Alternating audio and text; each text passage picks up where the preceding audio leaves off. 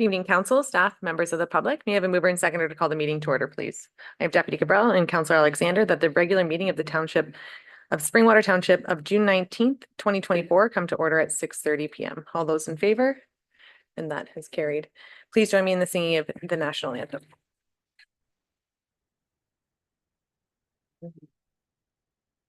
Oh, Canada, our home and native land, true patriot love in all us command. With glowing hearts we see thee rise, the true north, strong and free. From far and wide, O Canada, we stand on guard for thee.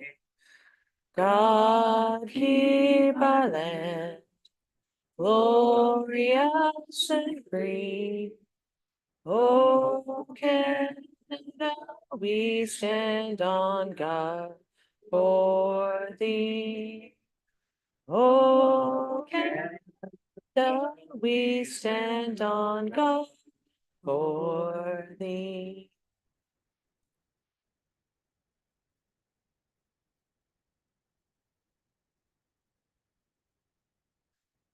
Councilor, are there any disclosures of pecuniary interest this evening?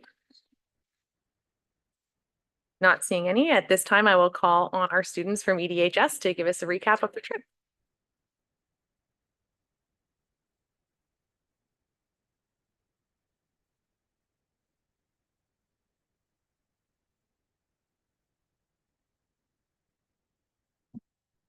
Perfect. Fantastic. And as you come in, if you can pull the mics in as close as you can, I know they're not very long. And then as you need us to move slides, if you can just say next slides, we'll follow you along in the presentation. Thank you. So hello, we're back again, back from our exchange. I'm Cadence. I'm AJ. I'm Benjamin. And I'm Bridget. We just wanted to come back, give you guys a recap of what we did on our exchange. We had a pretty fun time. Next slide, please.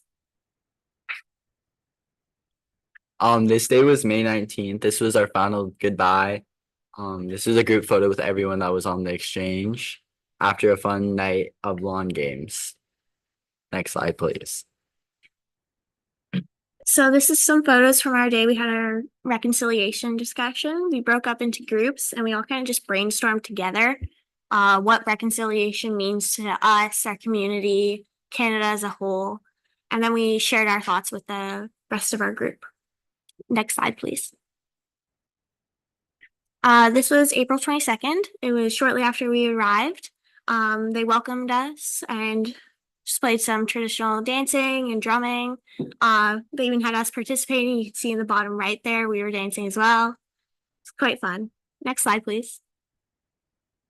This is when we were making our ribbon shirts and dream catchers with the community elders. And we also participated in sweat lodges on the same day. Next slide, please.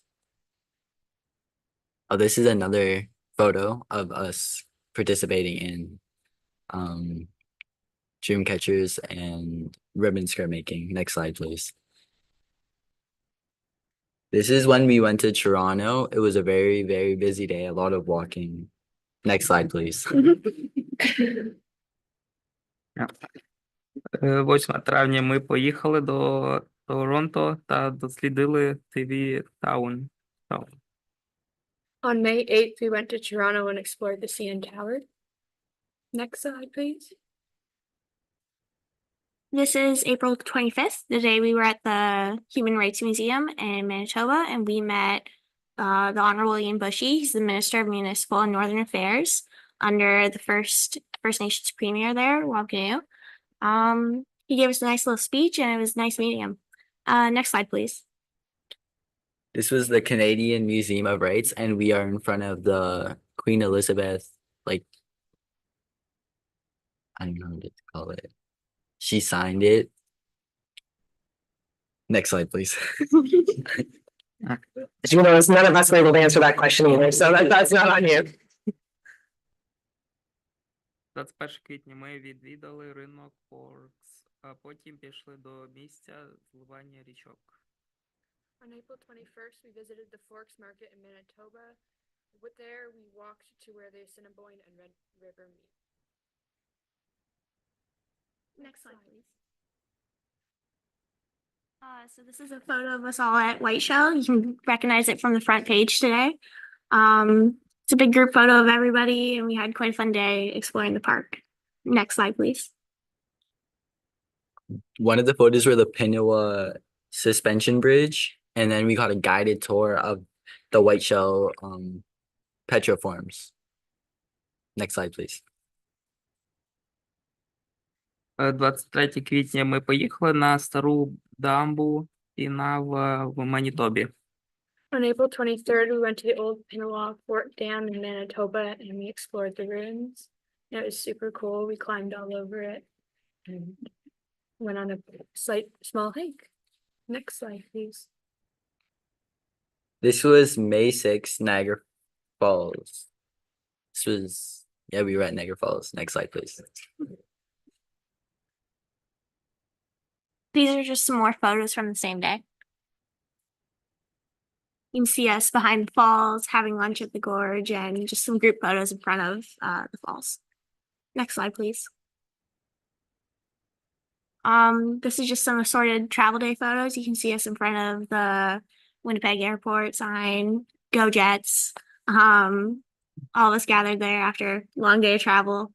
And Morrison, the exchange moose, he went with us everywhere, had lots of fun adventures, stories to tell. It's in looking out the plane window. Next slide, please. 9 травня ми поїхали до цукрового куща і вчили робити кленовий сироп. Ben said on May 9th, we went to the Lawn Sugar Shack and we were taught how to make maple syrup. Next slide, please. This is May 9th while we were here. We went treetop trekking. We all had a blast. A lot of us had never done it before, and it was definitely a new experience for some. But I think overall, everybody had quite a fun day. Next slide, please. This was at Metcalf Rock, and we did a lot of hiking. We went to see different mountains and rocks, old rocks. There was 3 different cave. How do you call it? We went caving. Yeah, we went caving. That's basically what it is, and it was a lot of hiking, and a Mhm. lot of people were tired after it. Next slide, please. Some more photos of us caving. You can see some of us down the caves. It was pretty cool. They still had ice even into May. We all had quite a fun time. And then later that day, we also went and walked around Collingwood, just explored the downtown, ate lunch at a park. No one was hurt. No one was hurt. Next slide, please. So here's just some assorted photos of us on the trip.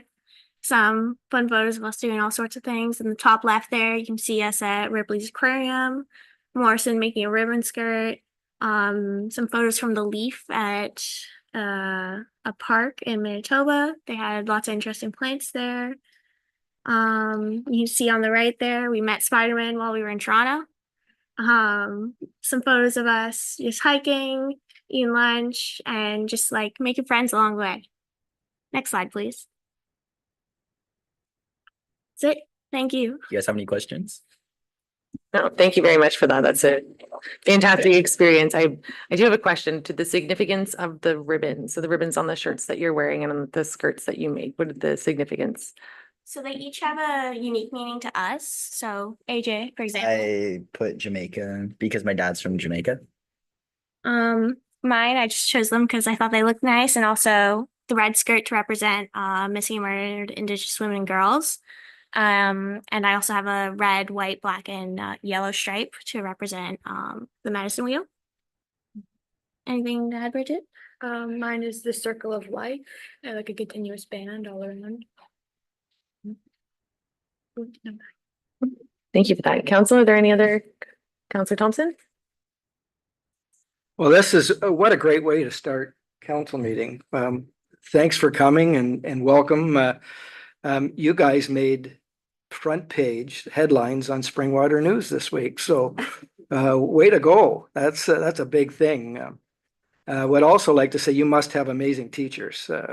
What a great program your school runs, and we look forward to future participants coming and reporting. I read in the article that Bella Coola might be on the list for next year. I've been there several times, and what an amazing place to have an adventure. So we wish you well on that trip. But just a couple of questions I have for your group. One is, what was your favorite experience on the trip? And two, what did you learn about that part of Canada? I'll turn that back over to you. Will let Ben start? Улюблена частина подорожі Бена була відвідування ліфа в Манітобі, тому що він любить рослини та квіти. So Ben's favorite part of the trip was visiting the leaf in Manitoba, which is the plant biome, because he liked all the different plants and flowers. Mine was seeing the petroforms because they had a lot of cultural significance. My favorite experience probably had to be the Sweat Lodge. It was definitely a unique experience that I won't soon forget.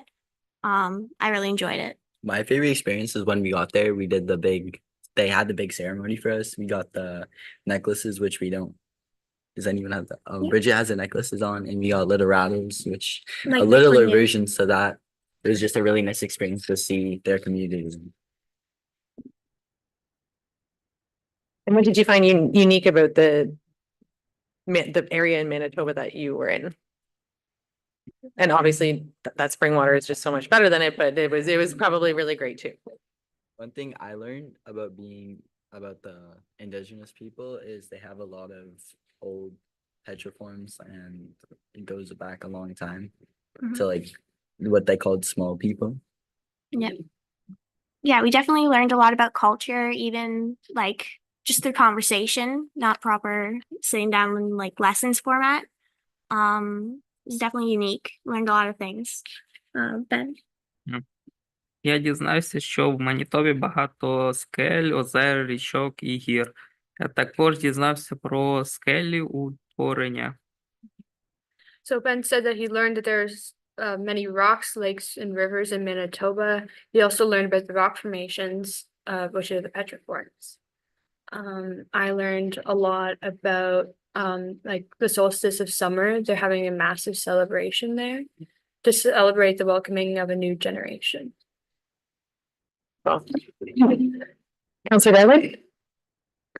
Thank you, Mayor Coughlin, and I wanted to thank the four of you for coming today. I know it's sometimes probably a bit terrifying to come in front of a group of 8 people sitting here, so I wanted to congratulate you on that. And second, it's so nice to be able to see the end of the story here. I know you've been here before, and we were pleased to support you, but we often don't get to hear the end result. So I congratulate you on that, and loved hearing about your trip. I enjoyed meeting some of you at the school as well when the exchange was ongoing. So again, I'm just incredibly consistently amazed at the incredible work that comes out of Belleville District High School, and the work that the students put forward in the community as well. So I echo the other statements that have been made up at this table multiple times, and congratulate you, and thanks for coming tonight. Thank you. Wonderful. Not seeing anything. I have to ask, the language that you're speaking is Ukraine. Wow. That is incredibly brave of you to come forward and to be able to speak and just have the confidence to do that. So thank you very, very much for being here. And thank you for the translation. I much appreciate it.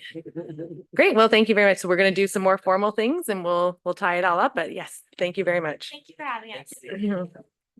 May I have a mover and seconder to receive the delegation, please? I have Deputy Cabral and Councillor Garwood that the delegation from the EDHS students regarding the exchange to the Manitoba be received. All those in favor? And that has carried. Thank you. And at this time, I will turn to Clerk Ainsworth. We now have question period to see if there's been any submissions received. Thank you, Mayor Coughlin. There have been no submissions received for this evening's meeting. Thank you. And at this time, if there are members of the public who would like to ask questions, please come forward and state your name and address, and just pull the microphones in close, please.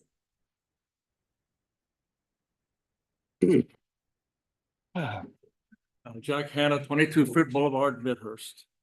And hi, council. Oh, And I'm not here to cause any trouble. I just want to come here and share something with you. But I do have to say, in 2011, I promoted the idea of question period. I'm glad you still retain it. And the other thing I should say, when you asked, Mayor, all in favor, I almost put my hand up. Anyway, I want to share with you back in October the 30th, 2023 at 8:03 a.m. I sent a document and letters to our integrity commissioner about a matter that related to this entire council, and I thought it was important that I bring it to his attention and ask that the integrity commissioner take whatever action he thought necessary.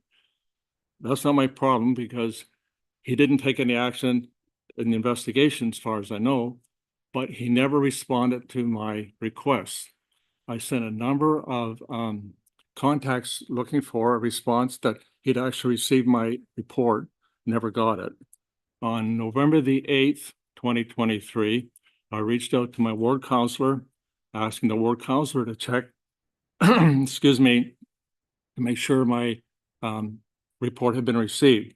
I never got any confirmation. It's been 8 months and I still haven't got any confirmation. So my point being is, you as council and staff who are very efficient as well, you get billable hours. If you get billable hours going back to 2023 that relates to an investigation involving me, I don't think there was any work done on it, or if there was, I wasn't made aware of it.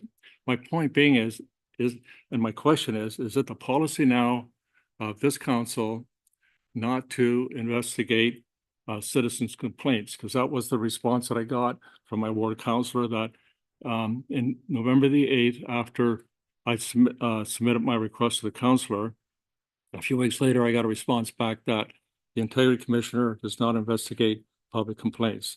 That's not considered, that's not consistent with provincial policy. The provincial policy that created a requirement for us to have an integrity commissioner and also to have a code of conduct, in my mind, made it pretty clear that citizens' complaints were also to be considered. So that's my question. If that's the policy of this council, please just let me know and pass it on to our taxpayers. thank you for the question. I'm not aware of a formal policy that this council has passed. That's unfortunate that you did not receive a response from someone that we are paying to respond to residents. At the onset of integrity commissioners, I was under the impression that it was put in place for our residents. It wasn't put in place for members of council. It was an avenue for residents to be able to hold members of council accountable. We can look into that, Clerk Ainsworth, and Clerk Ainsworth will respond with any information that she finds out.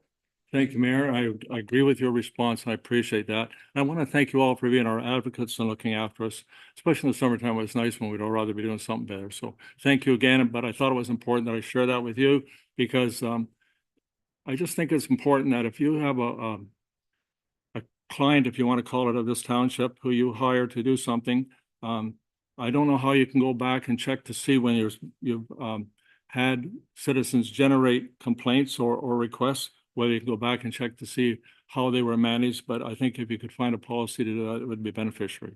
Thank you. Thank you. Deputy Cabral?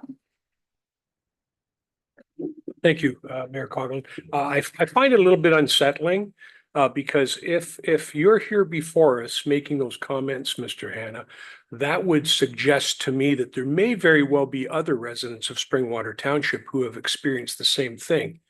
And I find that very disturbing if that's the case, because had you not come before council, council would not have been aware that you had filed or dealt with or reached out to the integrity commissioner and did not get a response back at all. So I do thank you for that. And as I say, I find it very unsettling that that's going on. And I want to comment on Mayor Coughlin's comment. I believe that it was put in place for the residents, not specifically for council members, but more so, I think, weighted. I think when a resident makes contacts the integrity commissioner, I think there should be a lot more weight placed on that than when a council member maybe does it. So I do appreciate you coming. Thank you very much, Jack. Thank you. Thank you, everybody. I do have Councillor Fisher had his hand up there unless you want to run away. No, I was just gonna say, I did follow up with the integrity commissioner on Mr. Hannah's behalf. And I was told it was being dismissed, which that's the prerogative of the integrity commissioner. I followed up with a phone call, and I was told that he deals with council matters, and I was led to believe that that he actually did not deal with public complaints. So it was a surprise to me, later on when I found out that apparently he does. So bit of confusion there. And if there's anyone else in the public that would like to come forward, please do so. And not seeing anybody running, we will now move on to our council minutes. May I have a mover and seconder for the approval of the minutes, please? I have councillors Moore and Thompson that the minutes of council listed herein be approved as presented. We have the minutes of the special meeting of council from May 30th, 2024. 2, the minutes of the special meeting of council closed session of May 30th, 2024. 3, the minutes of regular meeting of council, June 5th, 2024. 4, the minutes of the special meeting of council, June 5th, 2024. And 5, the minutes of the special meeting of council closed session, June 5th, 2024. Council, are there any comments on any of these minutes? And not seeing any, all those in favor? And that has carried. And next, we move on to our boards and committees. May I have a mover and seconder to receive the minutes of the boards and committees, please? I have Councillor Garwood and Deputy Cabral that the minutes of the boards and committees and other organizations listed herein be received for information. 1, the minutes of the Culture and Heritage Advisory Committee meeting of April 16th, 2024, and the draft minutes of the Nottawasaga Valley Conservation Authority Board of May 24th, 2024. Council, are there any questions on these minutes? Not seeing any. All those in favor? And that has carried. And at this time, I will call on Robert Swayze, or the Integrity Commissioner, to introduce the report.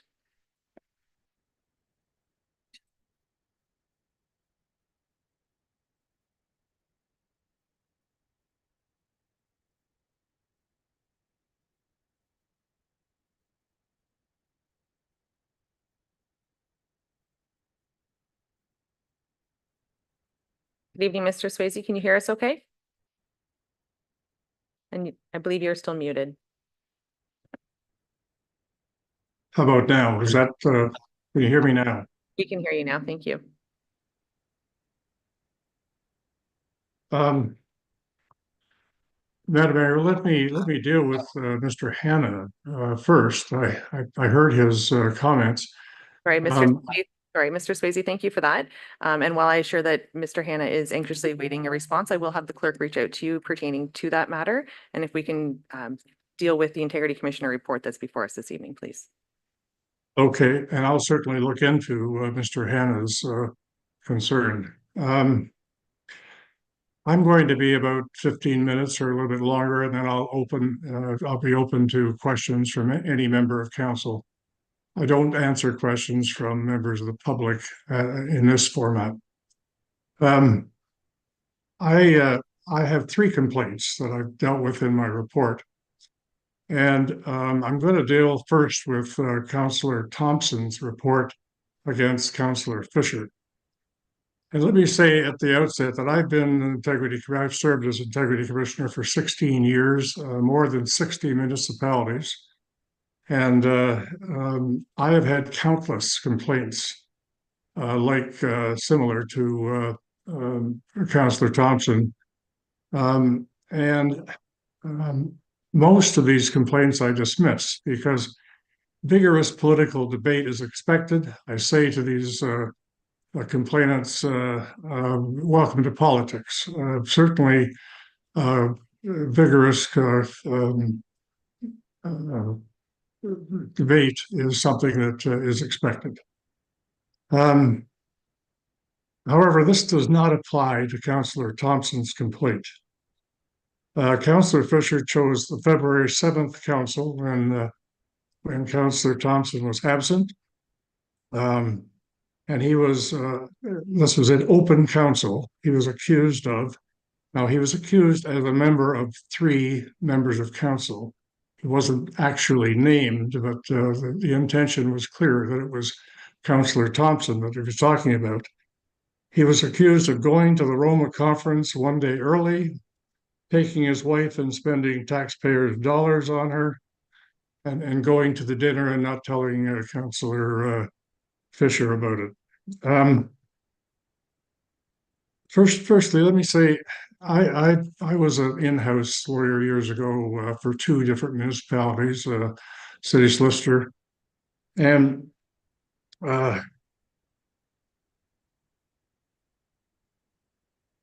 these conferences and these banquets, I don't regard as perks. I was expected to go to them, and they were always in the middle of the week. You got home at 11 o'clock. And it really was, you were serving the municipality more than you were having a perk. On top of all those accusations made by Councillor Fisher, he did not check his facts. None of this was true. He didn't attend the dinner. He didn't spend any money on his wife. He's denied everything, and it's inappropriate for someone to criticize a member of council, a member of your team, when you don't even have the facts. The second complaint I want to deal with now, and that's from Mr. Graham, who is the chair of the library board, and he was very concerned. I was impressed by his concern about the impact on library staff when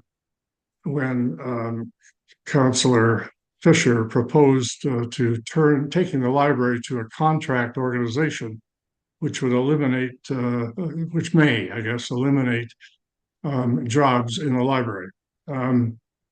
Councillor Fisher should know that if you are going to threaten jobs, say it only in closed session. Don't allow it to be heard by anybody outside of closed session.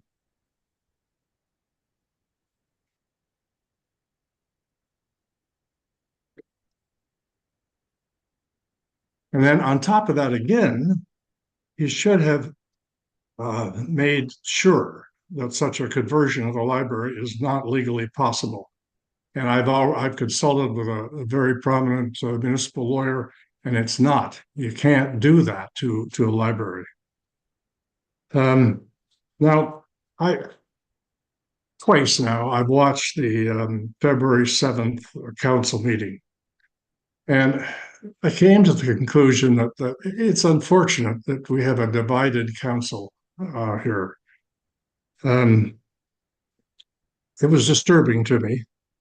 And I decided I'm not going to recommend sanctions against anybody in this matter, not at this time.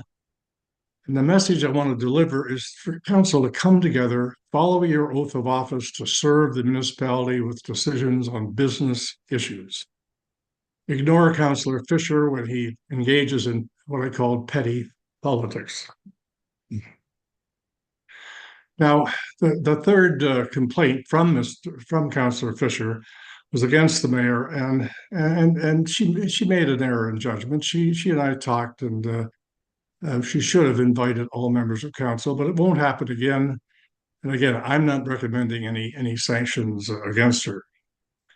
The second message is that I want to give is a serious warning to Councillor Fisher that his next indiscretion will cost him salary. I will be recommending a reduction of salary.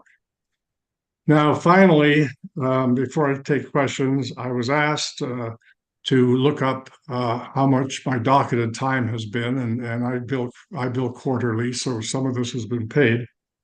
But it's scary, quite honestly. I have docketed 109.3 hours on things related to these three different complaints. And my rate is $280 an hour, so it's approximately $30,000. It's a lot of money. Those are my comments. Those are my submissions, and I'm open to questions from council. Thank you very much, Mr. Swayze, and I will open it up to members of council, but I would just ask for a mover and seconder to get this on the floor, please. I have Deputy Cabral and Councillor Alexander that the report from the Integrity Commissioner presented on June 19th, 2024 regarding 3 code of conduct complaints be received. And at this time, I saw Councillor Alexander and then Councillor Councillor Fisher. Thank you, Mayor Coughlin. So I have a couple just comments, and I do I don't even know if I have a question, but I do have a couple comments. I wasn't planning on speaking specifically to the allegations made, because it's not really my role, I don't think. I do think, though, Mr. Swayze, I was at that meeting. I have watched the tapes. I do not, at any given time, did Councillor Fisher threaten jobs. He talked about contracting out library services. At no given point was there any discussion at this table about threatening jobs. So I would encourage you to get your facts straight. With respect to the library, us not being able to contract out services to the library via the Library Act, I understand that now. It is our job at this table to learn that. We don't come in knowing it. We ask for staff reports and ask questions of our staff. That is what Councillor Fisher did. That is well within his rights. It's what we all do up here every day. So I have a big issue with that falling in within a code of conduct. The piece on the divided council, I hear this my whole term. We do not agree on everything. We're not supposed to agree on everything or we would be irrelevant. Comments coming from yourself that we're a divided council certainly don't help that narrative. And I don't think we pay you for your personal opinion. We pay you to look at the complaints with respect to the code of conduct. And the last thing I am going to state or ask you is, if you have spent 109 hours on these 3 complaints up here, and you have submitted a 2.5-page document that doesn't even reflect what the code of conduct is or what they might have, like the rules, what they've gone about, I'm really questioning what we're actually paying you for. I have Councillor Fisher. Not sure even where to begin after that. Mr. Swayze, I have to say, I think you've a huge and costly disservice to this council. And in fact, I'm going to say to myself, this entire report, although you say that no actual rule in the code has been contravened, I find this to be 2.5 pages of, I'll call it slander against myself. And I think it's full of falsehoods. I'll start here. I'm glad you're very impressed with Mr. Graham. But I was told tonight I couldn't list his complaint or put it up on the screen. But I can tell you it was essentially a listing of my quotes here on council and complaints about a meeting that he actually wasn't in attendance of. Also, in correspondence with you, Mr. Swayze, I understand there's some sort of statute of limitations where he had become aware 6 weeks after this complaint. And in fact, you never should have even looked at this. You should have recognized that his complaint was simply a difference of opinion. It was vexatious. It was against myself for 2 main reasons: me questioning the budget of the library and social issues like drag queen story time. In politics, as you say, welcome to politics. Well, there's going to be a difference of opinion sometimes, but to allow your office to be weaponized against a councillor like myself doing my job, I'm amazed that you would do that. I will also say, as I said to you on the phone previously, that if you watch those tapes, and you say you have, you'll see that I'm not the only councillor making similar quotes and holding a similar opinion. And yet you said, and I'm going to quote you, as you did on the phone, "Councillor Fisher, what you did was illegal," referring to the motion I was bringing forward. I really would like to know what portion of the criminal code I was in violation of and why you didn't notify the authorities. In fact, I've done nothing illegal. As it pertains to my complaint against the mayor, which I feel was valid, I'm going to say this: I found you very dismissive, aggressively dismissive of my initial complaint on the Thursday morning after the Wednesday meeting, telling me that there's no need to talk to you anymore because you'd already talked to the mayor. I guess it's whoever calls you first gets to win. You know? I went through exactly what happened, and you actually phoned me on the Friday after I explained to you and said that the mayor had recanted, your own words. And I jokingly said recanted is maybe another word for not telling the truth. You asked me if I would simply accept an apology, and I said no. I felt at that point, you were not interested in taking my complaint, Mr. Swayze. And in fact, I felt, I'll say it, I felt abandoned by you as somebody who was supposed to work with our council. I'll leave it there for now, as I'm sure there's other comments, and I'll address anything as they come up. Thank you. Deputy Cabral? Thank you, Mayor Coughlin. And I think what I found a little bit troubling about this was lumping 3 complaints into a 3-page. I would even suggest to you it's not even 3 pages, it's like 2.5. I recall sitting on council with a integrity commissioner prior to Mr. Swayze for what was a fairly minor suggested code of conduct breach, and I believe there was pages. There was details on the investigation, who was spoken to, what came of those discussions. So I just find it a little bit lacking that, no offense, but 109.5 hours, and it appears, if I look at this correctly, that you spoke with maybe 3 or 4 people. I myself, I'm going to be quite transparent and forthright. When I did not hear from Mr. Swayze, our integrity commissioner, with respect to the incident that happened at the conference, the dinner, I don't know what you want to, dinner gate, let's say. I did allude to the fact that it was not the first time, that it had also taken place the previous year. But what I found most interesting was that I asked Mr. Swayze if he was going to be reaching out to me, and because I hadn't heard from him, and I thought that the members of council that were involved at that time would have heard from Mr. Swayze, I was a bit surprised that there was no outreach, there was no verification of facts, there was no speaking to other people that were involved in those specific incidents, at least that I'm aware of, Mr. Swayze. So I do struggle with your report. And I would have to say I struggle with your analysis of all of them. And I do believe that you do this council a disservice to suggest that we have to always vote in the same fashion and not have any disagreements. I'll tell you, that's what makes this council vibrant, to be quite frank, is the fact that we can discuss and we maybe do say and do comment on things that are a little bit difficult to comment on. You know, if you want to call it the heavy lifting, I think this council on occasion does exactly that, the heavy lifting, ask the questions that need to be asked.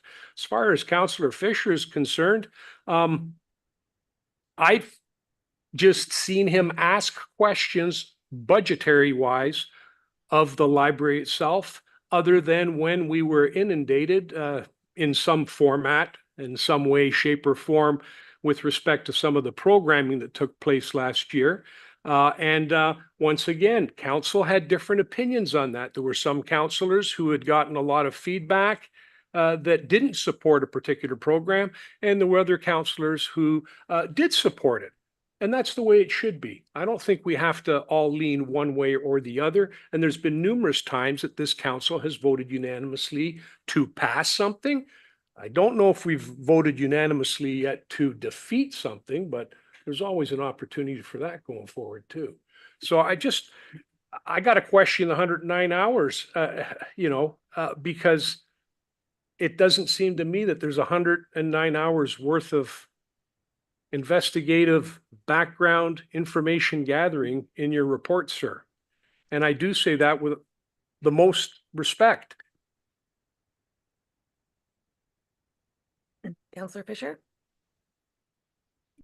I just want to add this, I feel like we've paid you, Mr. Swayze, for essentially an opinion piece. As the deputy mayor said, you interviewed very few people. As a matter of fact, you and I had very little correspondence, although these 3 pages mainly seem to center around me. I'll go back to the library pieces. Yes, I have questioned their budget.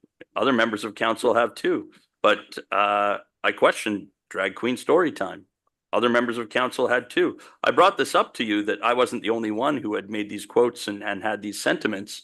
And you said to me, well, they don't have a complaint against you or them. So essentially what I'm reading here, and I don't expect you to like me, but it's 3 pages of essentially saying I've done nothing wrong, but I'm not such a great guy. I don't think our council and frankly our citizens should have to pay for that. If people want to disagree with my political stance, that's fine. But that's my job as a councillor. To question the budget, that's my job as a councillor. When I read all of Mr. Graham's quotes, I'm actually proud of many of them, most of them, because it's me doing my job as a councillor. So I won't apologize for that. Councillor Thompson? Thank you, and through the chair to Mr. Swayze, thank you for the report. I think this report is very telling, and I think it's more than just about one individual. I agree. I mean, I think anybody that's watched this council over the past year and a half have seen the aggressive attacks that's referred to towards council and other staff members. The words that Mr. Swayze uses in the report, also he uses that what he finds amounts to harassment. And I've seen that over the past year and a half as well, because it's been consistent and prolonged. I do think Councillor Fisher is in the wrong here.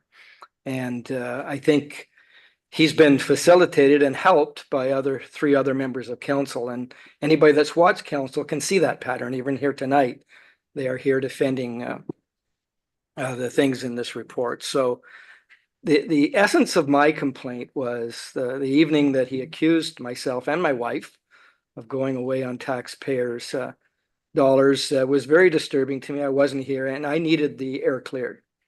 Upon my return, I called him and asked him where he got the information. He said he assumed these things. So in the report, when Mr. Swayze asked him where he got his information about me going a day earlier and spending taxpayer money on myself and my wife, he didn't answer Mr. Swayze because he couldn't. It's something he fabricated. It's something that was in his imagination. It's something that he made up. And shame on us for supporting that. I've been waiting. He's known since February that this information was incorrect. And it took an integrity commissioner's report to clear it up. My question is how does that not against the code of conduct, making up a story and sharing false information that I stole money from the township? He asked me to repay it, if you go back and look at the meeting, and none of it was true. These kind of fabrications, it's not the first time, they need to stop. And we've got an opportunity here tonight to, this kind of a watershed moment. We can either continue the support of this kind of behavior, or we collectively can say that this behavior does not belong in Springwater. It's our choice. I hope that we say this behavior does not belong in Springwater and we make a change here tonight. Or are we going to see the same old, the support of this behavior? I saw Councillor Fisher, Deputy Cabral. Councillor Thompson, I mean, I'm sorry, that amounts to theatrics. I never accused you of stealing anything. You can smile if you like, but I never accused you of stealing anything. And I talked about people bringing their spouses. So I know you'd like to talk about you as an individual. I still don't agree with people bringing their spouses to a working function. I maintain that. And as for me fabricating, I did hear this from a source. They had told me, and I'm sorry if you were away during that day, but I don't really choose what I have to say around your schedule. So my apologies, And I'm going to give a couple minutes between comments so that we remain decorum. I did say that I would go to Deputy Cabral and then I will come back to you, Councillor Thompson. Thank you, Mayor Conlon. And I did listen to what was just said, and it comes to mind that I'm sure that you felt slighted and that you were upset about it. And I think that if we want to look at where the root of it all was the fact that there was miscommunication amongst council with respect to something that some members were apprised of and other members were not. So to be quite frank with you, I was slighted. I was upset. I felt left out. I didn't get an opportunity to network. I didn't get an opportunity to meet other people at a dinner that previously all of council had been invited to on a regular basis. It further was impacted by the fact that in 2022, I think, Yes, 2023, sorry. The same thing took place. And at that time, I was not apprised of the fact that there was an opportunity to network and enjoy socializing with other municipal leaders and other municipal staff members that would be there. So I think what we've got here is something where none of us are particularly happy about it. And I agree with you. We should maybe look at moving forward. And I'm all for that. But to suggest that there's 4 members, then I could turn around and say, well, there's 3 members who always want to vote the other way, you know? But what I said earlier still holds true. There's lots of opportunity here and lots of times when this council does come together and we vote in a fashion that moves the business of this municipality forward. So I just like to leave it at that. I did say, and I do apologize, I believe I was Councillor Thompson and then Councillor Moore. Well, first and foremost, I think it's none of Councillor Fisher's business if I take my wife with me to a conference. That's, you know, his personal opinion. If his wife doesn't want to go with him to a conference, that's between them. I think it was despicable that he brought my spouse into this. And he had the information since February that his comments were not factual.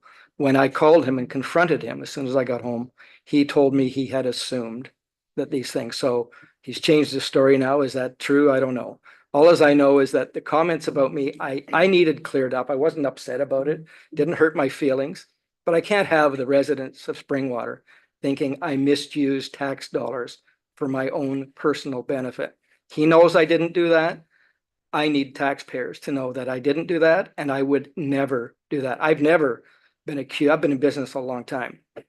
I've never been accused of doing something like that in my life. And I was just flabbergasted when I watched and reviewed the council. And shame on us and other council members. I called them all and they knew of it, knew that this was false. Shame on us for having to wait for an integrity commissioner's report to clear up this information. I have Councillor Moore, Fisher, and Deputy Cabral. Sorry. Thank you, Mayor Coughlin. I'd like to redirect the conversation, if I could, back to Mr. Swayze. There you are, sorry. Mr. Swayze, in the code of conduct that we had approved with your assistance, it talks a lot about when we do make a complaint, that the complaint shall be made in writing, sent directly to yourself, must be signed, must be dated, and specific reference to the sections of the code. My expectation, as it was with the last integrity commissioners that we had, is that in your report, you would explain what the exact complaint was, what code was referenced, and then why or why not you felt that that code was in fact violated or not.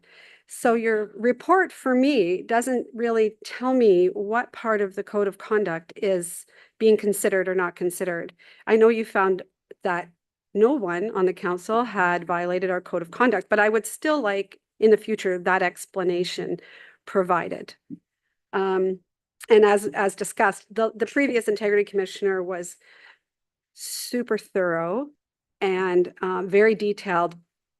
And to be 100% transparent, you and I have never had a conversation, written or verbal, telephone or email, and 109 hours. I would like to know where that time was spent, particularly. Is this research that you're doing? Is this phone conversations? Maybe you could help me understand the time, please. Mr. Swayze, you're muted.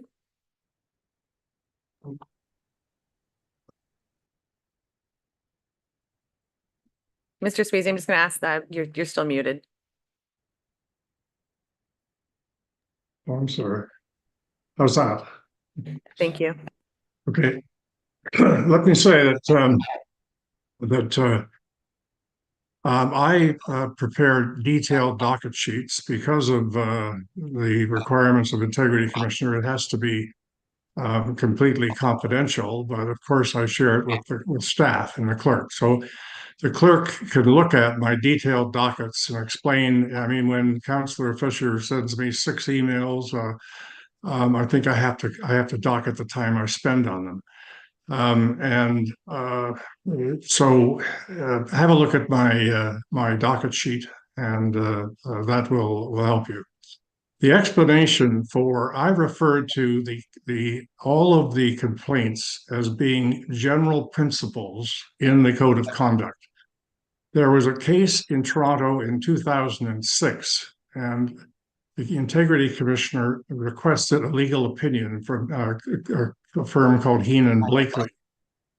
It says that you can't start an investigation for a general principle. You need to have a rule, an actual rule broken. All right. Now I have one of you may say, well, I've been harassed, Councillor Thompson, perhaps. But if it's continuous and if it's many complaints like this to Councillor from Councillor Thompson, then it could amount to harassment. But I didn't find it. So you'll find that the City of Toronto that case has been followed many times. And I followed it, and I've included it. I could send a copy to all members of council of that case. Things like, for example, I get complaints about councillors refusing to return phone calls. Well, come on, they don't. They want to get elected. They want to do their job. But I always find out that, oh, wait a minute, if this councillor returned this phone call every time, he or she would never get anything done because these people call forever. So that's one of the general principles that I don't commence an investigation on. And then there's dignity, treat everyone with dignity and respect. It's an important point to make in a code of conduct, but I can't start an investigation on that. So that was my reason. So I think that responds to your 2 questions, Councillor Moore. Thank you, Madam Mayor. Councillor Fisher? I'd just like to go back, maybe focus on the Adrian Graham complaint about myself.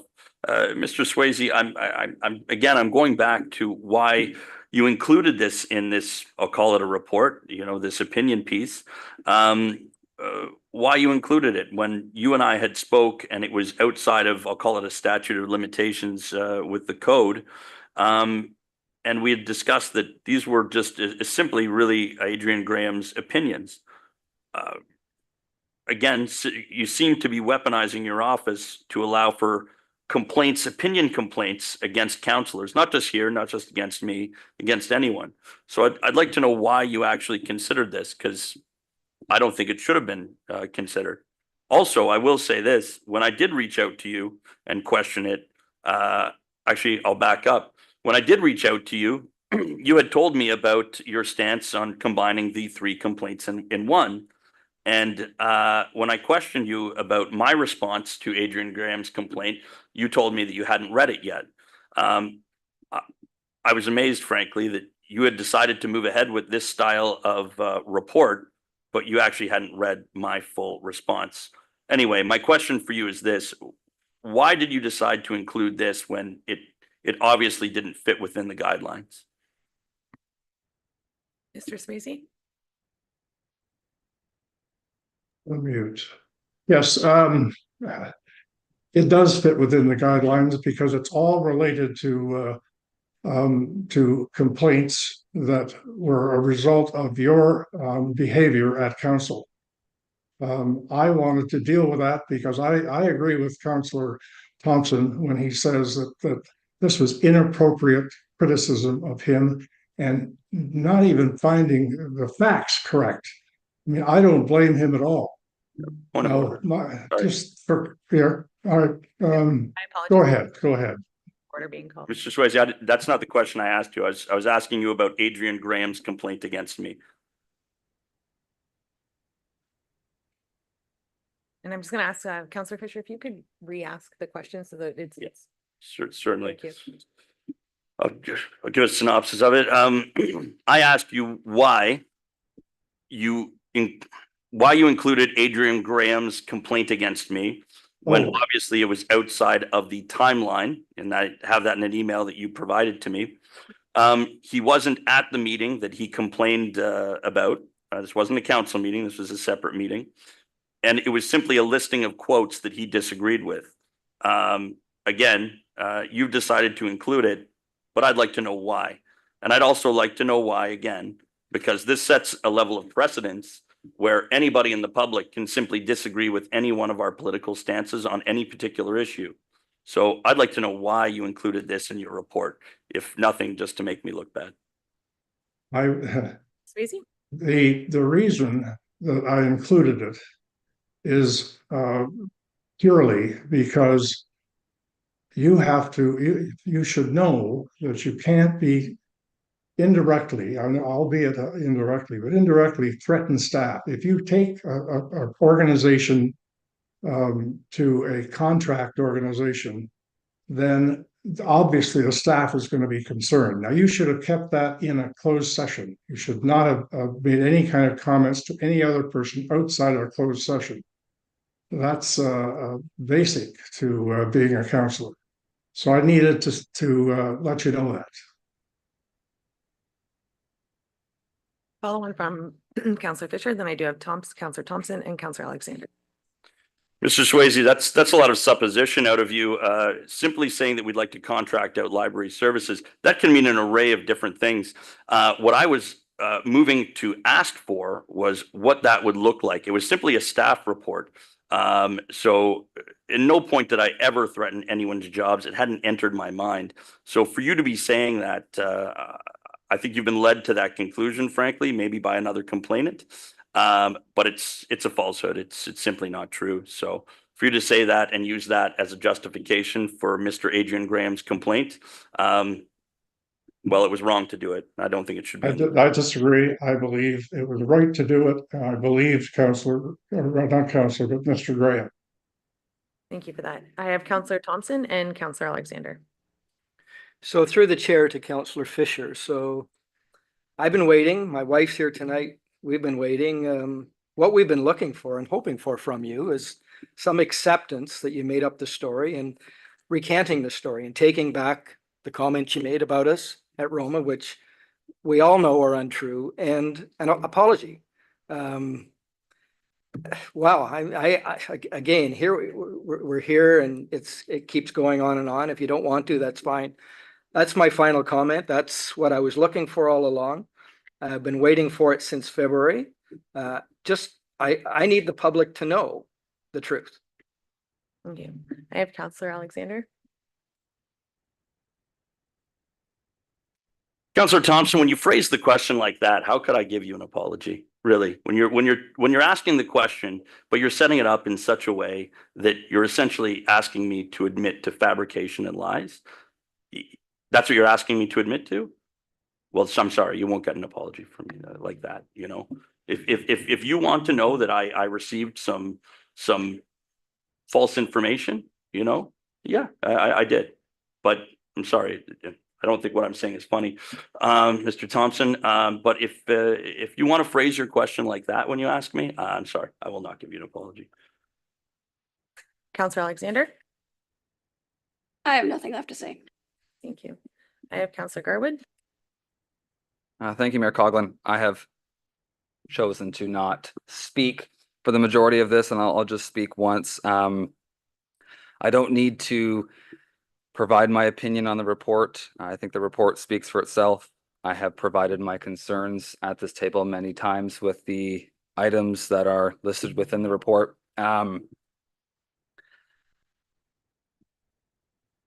I do believe that there's a collective in which we can all do better with everything. We sit here and we speak about divided councils. Those were Mr. Swayze's words, but it's also something I've heard 1,000 times the last 2 years. And I'm probably not exaggerating that number. Councillor Alexander, you noted as well that you hear that consistently in your communities. So that says something. By no means are we saying that we need to vote collectively on everything. I agree with an earlier comment that would make us irrelevant at that point. But there's a difference in being a divided council and being a council that can politely disagree. There has been countless times, and I'm not going to get into it because it's not the topic of discussion tonight, but using the 3 items that are listed in the Integrity Commissioner's report, I don't disagree with the concerns and the complaints that were brought forward. Do I think that additional information could have been provided? Absolutely, with the hours that were associated with the report. But at the end of the day, the concerns that are shared in the report are concerns that I have shared at this table many times. Specifically focusing on whether or not someone has the ability to, when I say someone, I mean this council, contract out services, because that's a popular topic tonight. Whether or not it was the intention to remove jobs. I don't believe it was the intention, but whether or not it was, it sparked fear and concern. I said that 2 hours ago. When we are bringing motions forward, it is our job to learn, as Councillor Alexander or another member had mentioned, but it's also our job to do our research. Before I bring a motion forward, I thoroughly research it with not only staff, but on my own time to ensure that I am prepared and the information I bring forward is correct, respectful, and to help aid in our conversation at this table. So could a quick check of the PLA have removed a lot of concern and probably tonight's discussion to an extent and an earlier discussion to an extent? Absolutely, it could have. So I'm not here to pile on to the report. The report is public. I've shared my concerns, but I do believe that we can do better. I have Deputy Cabral. Thank you. There actually is another way to manage the library in the PLA unions and working with other municipalities, but that's a moot point. What concerns me about the report is the fact that it's lacking so much detail and it's lacking any investigative platform. It's lacking the dialogue that was made with the person that had the dinner. It's lacking the information that, or the quotes that Mr. Adrian made. It's lacking the information that I would find very useful in determining whether or not it's a valid code of conduct complaint. My issue is with this report. And the other thing here is, I mean, when I look at the analysis, I'm sorry, Mr. Swayze says, I've decided that none of these complaints require me to investigate on the basis of no actual rule in the code have being contravened. Well, if that's the case, then why are we even looking at a report? Number one. And then down here, the legal opinion is we're of the view that the statement of principles in the code of conduct do not provide an independent or standalone set of obligations that you can deal with. In our view, your jurisdiction is limited in dealing with the allegations of conduct contrary to the provisions of the code of conduct that prescribe certain specific kinds of behavior. Now, that basically says that you've got this, you can do that. But what I'm reading here is that the opinion piece at the very end here, Mr. Swayze, according to what I just read, that is outside the realm of Integrity Commissioner's purview. Your position is to apply the code, see if there was a contravention, provide the report to council so council can make a determination. And unfortunately, this report, 2.5 pages from what I can see here, simply does not do that. That's all I got to say now. Thank you for that. I guess my comments would be that I do share in, I want to say I was a little surprised that at the report. It was much different than reports that we have received on council before. I also wanted just to clarify that when it says that I was interviewed twice, I myself reached out to Mr. Swayze to follow up to ask when the interview was going to happen or what the process was. I did speak to him twice. At the second time when there was a lapse between quite a bit of time had passed and I was concerned that there was billable hours happening. I actually said to Mr. Swayze, if the end result's going to be a public apology, just tell me, I'll just do it at the next meeting, and please stop billing us, because I do feel that integrity commissioners across Ontario are being used as referees in a sandbox when members of council can't play nice.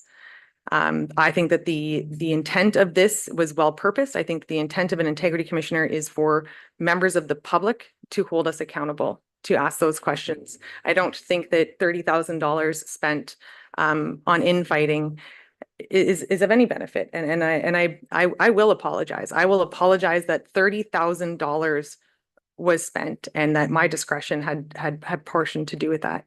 I have been in front of an integrity commissioner twice, to my knowledge, in 10 years.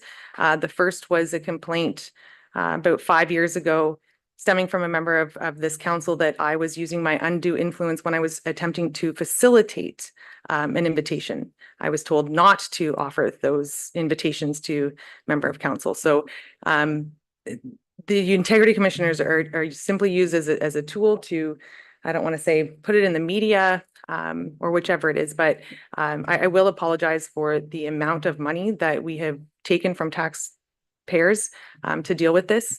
And I will assure you that moving forward, any invitation to a dinner or anything that has been received will absolutely go to all of council, and I will apologize for that.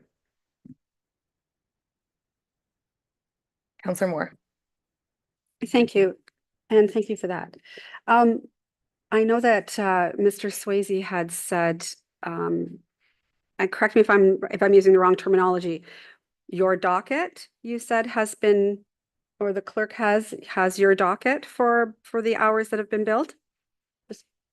Where do I find that information? Sorry, My Mr. docket's Swayze. today.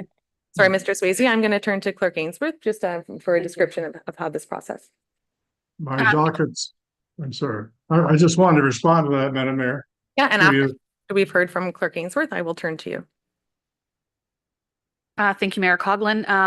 Mr. Swayze does bill quarterly, so we are in possession of the 2024 first quarter billing. As Mr. Swayze stated, the dockets are confidential. I am the only one in the organization that sees the detailed billing. But if Mr. Swayze is providing permission for me to provide that to council confidentially, it wouldn't be available to the public at that level, then I would be able to provide it to members of council. And further, Mr. Swayze? Yes, sure. If it's completely confidential, you may submit the dockets to council. Thank you for that. Council, is there anything further on the report we have before us this evening? And not seeing any, I had this moved and seconded. So at this time, council, that the report from the Integrity Commissioner presented on June 19th, 2024 regarding the 3 code of conduct complaints be received. All those in favor? All those in favor, and that has carried. Thank you. Council, we are now moving on to item 8, which is our correspondence. May I have a mover and seconder? Actually, sorry, I already have a mover for the correspondence item. So this has been pulled from our council information package by Councillor Garwood, and I will need a seconder to have it on the floor, please. Deputy Cabral. So that the letter from the Minister of Citizenship and Multiculturalism dated May 27th, 2024 regarding Bill 200 Homeowner Protection Act 2024 be received. And at this time, I will turn to Councillor Garwood for comment.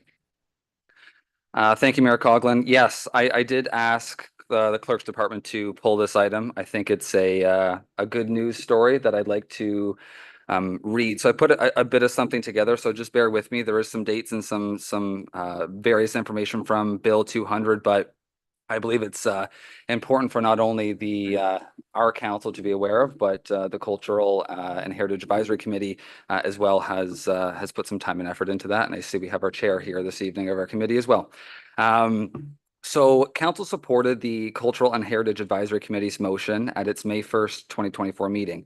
The motion read, or a portion of it, that council supports the Cultural and Heritage Advisory Committee's resolution in requesting the province to extend the deadline for non-designated heritage properties listed on the municipal register. And then it goes into the various dates and whatnot. The motion continues on. So the initial register, or the deadline was January 1st, 2025. That was fast approaching. So the request then read that we wanted to extend that preferably 5 years. That was the initial goal. So it said, now therefore be it resolved that council directs staff to send a letter to various different ministers to amend and extend the above noted deadline for 5 years from January 1st, 2025 to January 1st, 2030. On June the 6th of 2024, Bill 200, Homeowner Protection Act 2024, received royal assent, meaning the province adjusted the deadline to consider listed properties before they fall off the list, which is now January 1st, 2027. So an additional 2-year extension. Didn't get the 5 years, but 2 years is still a win. This now means that we have until January 1st, 2027 to issue a notice of intention to designate properties or otherwise have them removed from the register.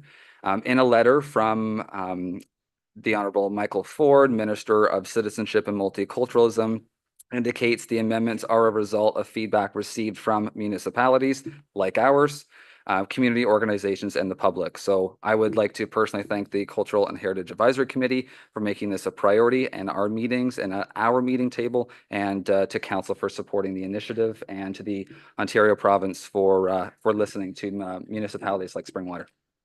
Thank you. Thank you for that. Council, are there any other comments or questions?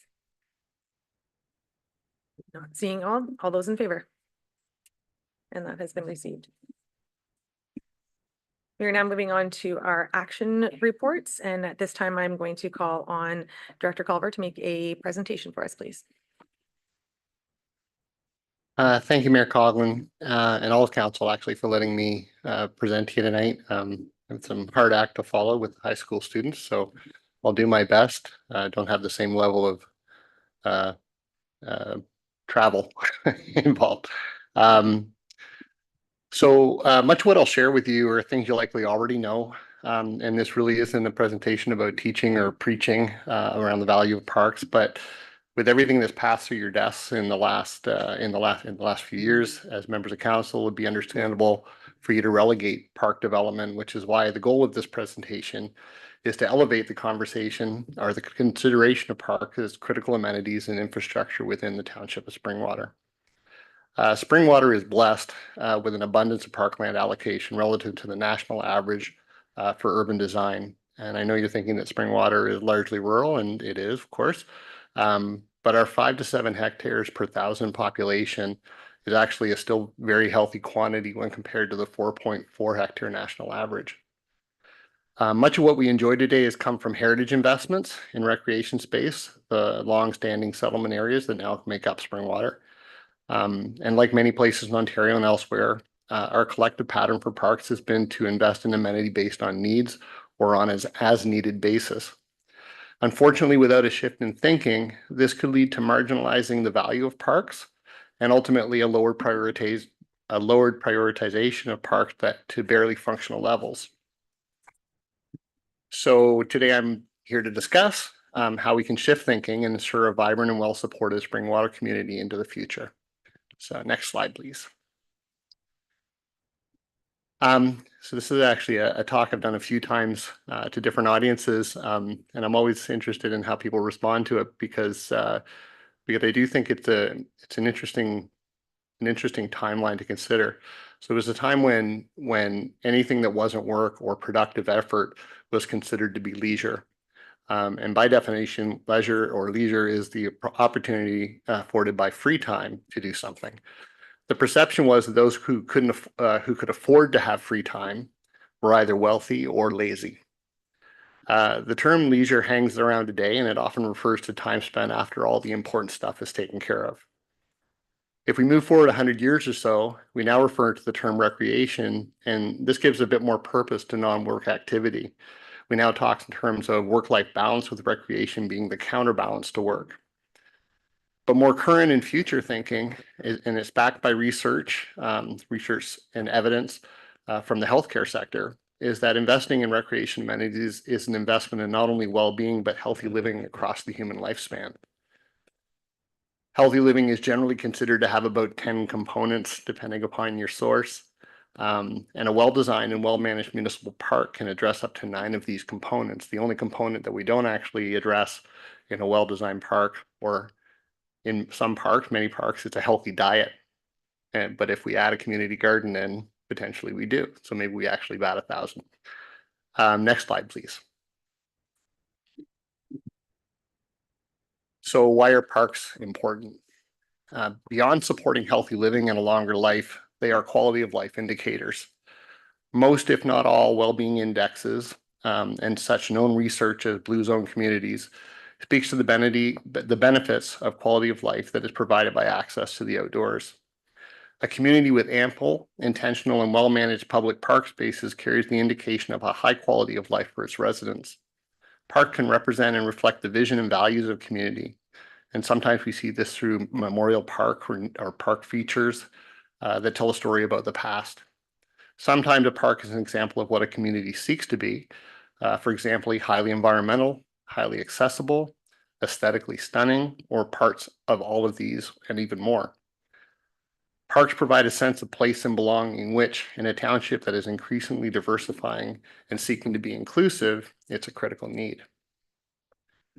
Poorly designed parks can have dramatic financial implications to ratepayers and the long-term financial success of a municipality. Well-designed parks across the expansive municipality offer maintenance, predictability, and consistency that can support financial sustainability over time. Community benefits from well-designed park can even include economic spin-off by hosting non-resident users, environmental benefits such as cooling islands, pollinator supports, habitat preserves, and efforts to support carbon capture. They can support creativity and artistic inspiration and expression, and even more. Parks can provide space for ceremony, spiritual gathering, a neutral zone for conflict resolution, or a space to honor and memorialize loved ones. Next slide, please.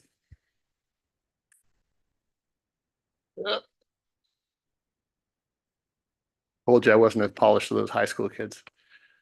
You'll recognize these pillars that have been drawn from the community-based strategic plan. To me, as a relative newcomer, these pillars indicated that the township is committed to establishing livable community spaces, as advised by stakeholders, where residents can thrive and feel like they belong here at home in Springwater. As mentioned in the previous slide, parkland can play a vital role in accomplishing these strategic goals. Next slide, please.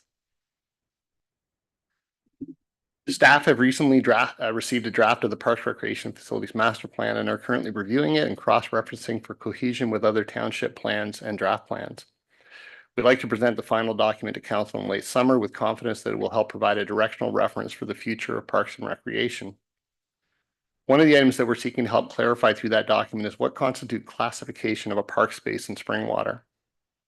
Classifying or categorizing a park helps to determine what level of service that park will receive, as well as what amenities it might contain when it is developed or redeveloped. This will help staff, council, residents, and developers have a common language when we build a community that is fiscally responsible and provides what we need in order to make sure park assets are well maintained well into the future. This slide is a common classification model. So parkettes, or in newer language, sometimes they're called pocket parks. They're usually a smaller land volume. They may have wayfinding, they may have shade, they provide purpose, but on a smaller scale. Neighborhood parks are typically embedded within neighborhoods, of course, but are relative to a walkable distance and provide the amenities to help that neighborhood commune. In community parks, such as Homer Barrett, are destination parks. They have an attraction like a water play or a splash pad that generate an attraction and need to be equipped for such. As it stands today, Springwater contains a mixture of all of these designations as well as hybrids and anomalies. This is mostly stemming from amalgamation, the significant landmass of the township, the need to maintain and protect the identities of each of the smaller communities within our area. It's going to take time to organize this classification tool and make it effective enough to help our operational efficiency. But the process that I'm about to describe in the last couple of slides is the first step on this pathway. So next slide, please. So we're finally at the part where I provide my proposal. Many communities have traditionally followed a functional approach to parkland development and redevelopment. It's an ABC process that identifies somewhat generically what a park space needs and makes sure that these primary components are included. Public dialogue might reference catalog images of play apparatus, and usually each component is looked at in isolation or for aesthetic effect versus deeper considerations. And there are advantages to this. It's simpler and feels easier. In park redevelopment, you can be reactionary, which has the benefit of reaching sooner conclusions. I need an apparatus, you buy the apparatus, you plant it in the park, and you move on. It can be less expensive in the short term, but that might not be true in the longer term. It's easily identifiable because it's common, and it may seem to be cookie cutter. In other words, you may see a park and say, well, they have what we have, because there is commonality in some of these approaches. Functionally approached parks often emphasize the low-hanging fruits, such as gross motor play spaces. That's the big muscle. My friend calls them Lord of the Fly playgrounds, because the kids try to dominate each other to get to the top of the climber or whatever. But that's what's usually emphasized in those types of playgrounds. And in a side note, a recent park development I was involved in actually identified through research that we conducted about 7 modes of play. So there's more than the one. Active play is the gross motor play. There's artistic play, creative play, sensory play, games play, social play, and even reflective play. Kids who are on the autism spectrum often need a place to be reflective, and sometimes a park is a good place to provide for that. Typically, park development through the functional approach focuses on youth, with not the highest regard for the older age group uses. I will say that Springwater is a bit of an outlier in this, and over the time, such amenities as the pickleball courts and some of those things actually do provide for older demographic access. I'm speaking at an academic level, not really picking apart Springwater's compliment, please, trust me. Overdeveloped parks are parks that contain too many non-cohesive elements, and that is often a result from a reactionary approach. We keep planting apparatus and hope that things will work out, and we find that they're overpopulated with amenities. If park amenities are not well used, neglect and safety issues can be a problem. This is not a problem I'm identifying for Springwater. Again, it's an academic comment. I do notice that some parks are used more than others, so there still is merit to the approach. The proposal in front of you is for the township to begin adopting a placemaking approach. This is using a methodology that has been recommended in the next slide, and it will look at the park holistically. We'll view the space with an eye to how the various elements interrelate, the effect that the space has on the adjacent neighborhoods, what the community sees the future needs to be, how any change to the park can apply positive impacts across the demographic spectrum, and what the park looks like as a complete service for the community. We'll also importantly be creating a base map that will inform any future replacements or upgrades to the park with a foundation of understanding related to today's current conditions. These spaces are more sophisticated than you might imagine, and building a knowledge base that can serve the future is important to managing any impact caused by change. The analogy I'll use is you wouldn't put pipes in the ground without mapping where they are. Similarly, you should have a really good understanding of what constitutes the parks as you see it today. Next slide, please. So council has already committed a significant budget intention to the washroom project at Homer Barrett. The placemaking approach seeks to enhance that value proposition and ensure that the best overall outcome is achieved by the project versus the simple addition of one new element.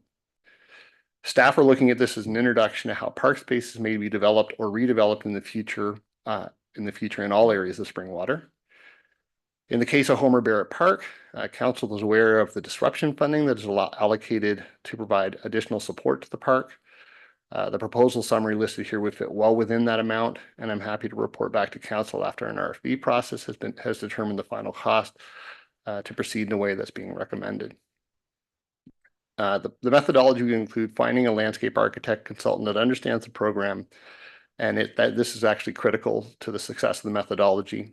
They have expertise and access to professionals that can help the base mapping, grading plans, geotesting, and site design, as well as a professional understanding of AODA, engineering standards, and best practices. They also have expertise related to public engagement.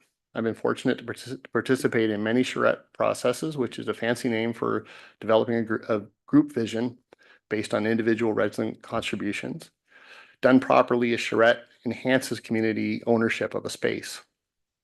Through their expertise and access to others, an LA, a landscape architect, will provide a Class D estimate. Class D estimate provides several degrees of possible variability, but it also provides a scope of expectation before a tender document is developed.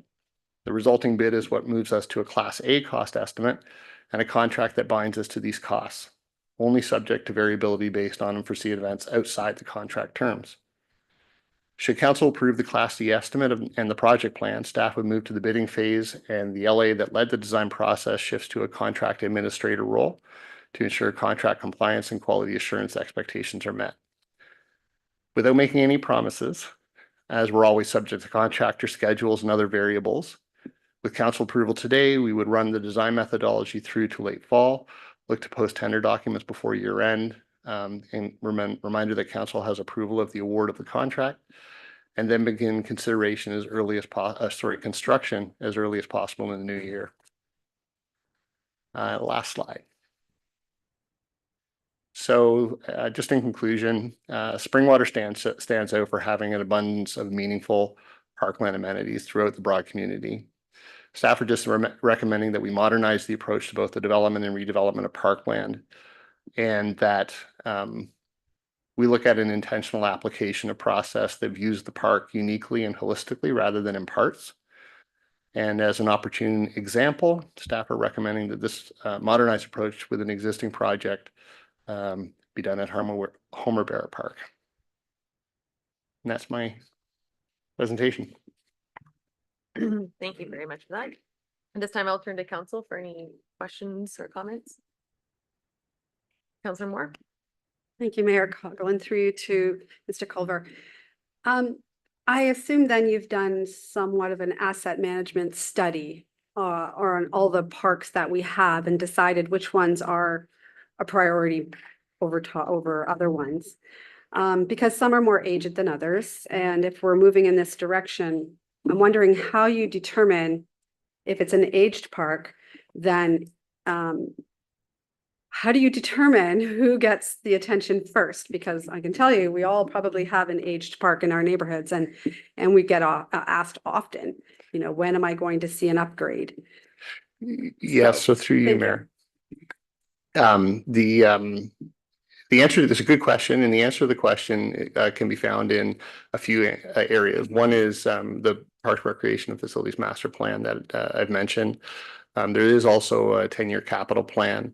And the real answer really is that each year we come to you with a budget proposal. But in terms of prioritized based on age, that's not actually, it's not as simple as math based on an age number.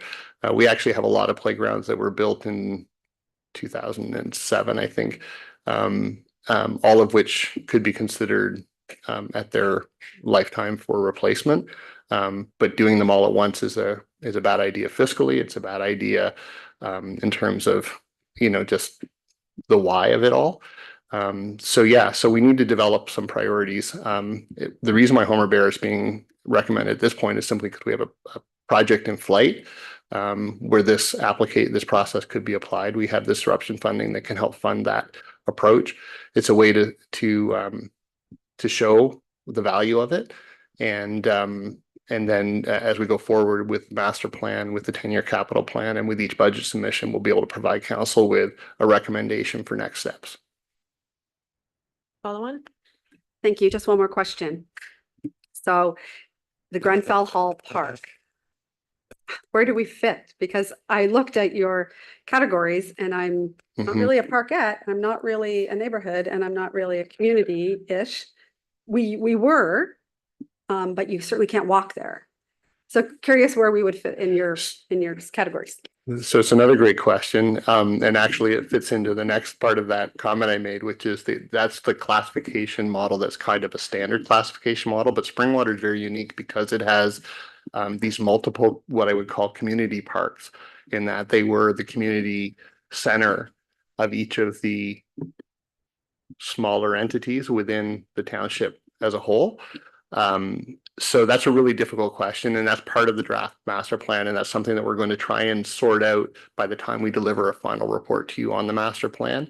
Again, the goal is to try and create a common language so that we can understand the purpose, intent, and ultimately the service levels for each of these parks. Right now, we're kind of doing all things in all areas. And it's not the most efficient way for us to go. Having said that, making arbitrary decisions about which parks deserve which attention is a really bad idea. So we need to find a formula. We need to find a classification process that guides us properly with council approval and ultimately helps us to create a more efficient parks operation. Thank you for that. Before I do go to Councilors Garwood and Alexander, can I have a mover and seconder just to have this on the floor, please? I have Deputy Cabral and Councilor Alexander. And I'll go back to Councilor Garwood. Thank you, Mayor Coughlin. When I think of this, and first of all, thank you, Director Culver, for the report and providing that background to council. I look at almost this as Homer Baird as a template moving forward across the municipality, and apologies if you utilize that terminology already. But something that stuck with me from what you spoke about was overpopulated amenities, and not to narrow the conversation directly on one specific park, because I understand this is a holistic approach and this is a template for across the municipality. But we've had many conversations at this table over the last 2 years about that park specifically. Its large size in the Annabelle community, but it's also slowly becoming the catch-all for there's no other parkland available, so something goes there, which we understand, of course, moving forward with the washroom project that has been approved. During last year's budget, we spoke about the multi-purpose sport court that is also planned for 2025 for the replacement of the ice boards at that rink, at that park. So again, there's significant investment coming forward in that space. So I'm excited to see this come forward, and not only for Homer Barrett, but again, to Councillor Moore's point, there's probably a park in every municipality or every one of our wards that requires attention and a bit of love. And I think secondary too, I'm excited to see a new vision for our parks. So far, the last 2 years, I could be wrong, but I don't think we've had a presentation like this before around that forward-thinking focus. And I think that's partially a direct result in regards to your position and the restructuring of the director roles as well. So I think this is a positive for the municipality. So thank you for bringing this forward. Thank you. I have Councilor Alexander and Councilor Fisher. Thank you, Director Culver. So you speak my language. The reason I sit at this table, it was my involvement in Parks and Recreation in this municipality for years. So I love the placemaking approach and actually taking a forward-thinking look at it. What I questioned in the report is, I do understand we're putting significant investment in the coming years, or this year, maybe even potentially at Homer Barrett. Washrooms, had this conversation many times. I can't believe we built a splash pad without them. So they're absolutely needed. In terms of this whole approach, though, in my mind, when I was looking at the report, it would make more sense to do it at a park that needed the whole thing redone. And I'm just going to throw out, we had the Snow Valley group, I believe it was, come into a presentation on a park that was dilapidated. And I'm not saying that's the one, but there are many parks that need a whole revamp versus just a couple things revamped. And in my mind, it would make more sense to have a templated project like that at a place like that than at a park that already is fairly established. So just reasoning on why, to help me understand that, please. Yeah, so I mean, the basic why is because it was a project in flight. I think to more closely answer your question, I think what you're asking is, should we be selecting a park of need and then applying this process? And I understand what you're talking about in terms of logic, but the truth is that we should be doing this every single time we go to change any park. So it's really less about choosing the most dilapidated park as much as choosing the next park and then applying the methodology. I'm not explaining that really well. Every year we come to council with a budget, and in that budget, there are recommendations about what should happen next over the next 12 months. Through such instruments as the Parks and Rec master plan, the pre-existing 10-year plan, what's happened in the last 12 months or even the last 24 months. We're going to make a recommendation to you about what should happen next, and that would include input from all of you around things that are happening in your ward, information gathered from the CRAs, what we hear from residents, what you hear from residents, all of that should be taken into consideration and provide relevancy and support for the recommendations that we'll make. Once that recommendation is made, then this methodology should be applied. This is just an opportunity because we have it in flight to actually just use the methodology that allows us to take a look at Homer Barrett in a holistic form, essentially kind of work towards completing the park, because the problem with the functional approach is that you're never complete. You're just constantly trying to find new things to add. So what this would do would tell us that, would get us to a place where we say, okay, Homer Barrett is complete through the lens that we've applied. I mean, doing the project correctly may provide a future vision, but generally what we're looking for is, what does that future complete vision look like? And so that's why we would do it in this case for this project. But certainly when we come to council with a recommendation for the next opportunity, it would be with the interest of applying this methodology. Thank you. Councillor Fisher and then Councillor Garwood. Thank you.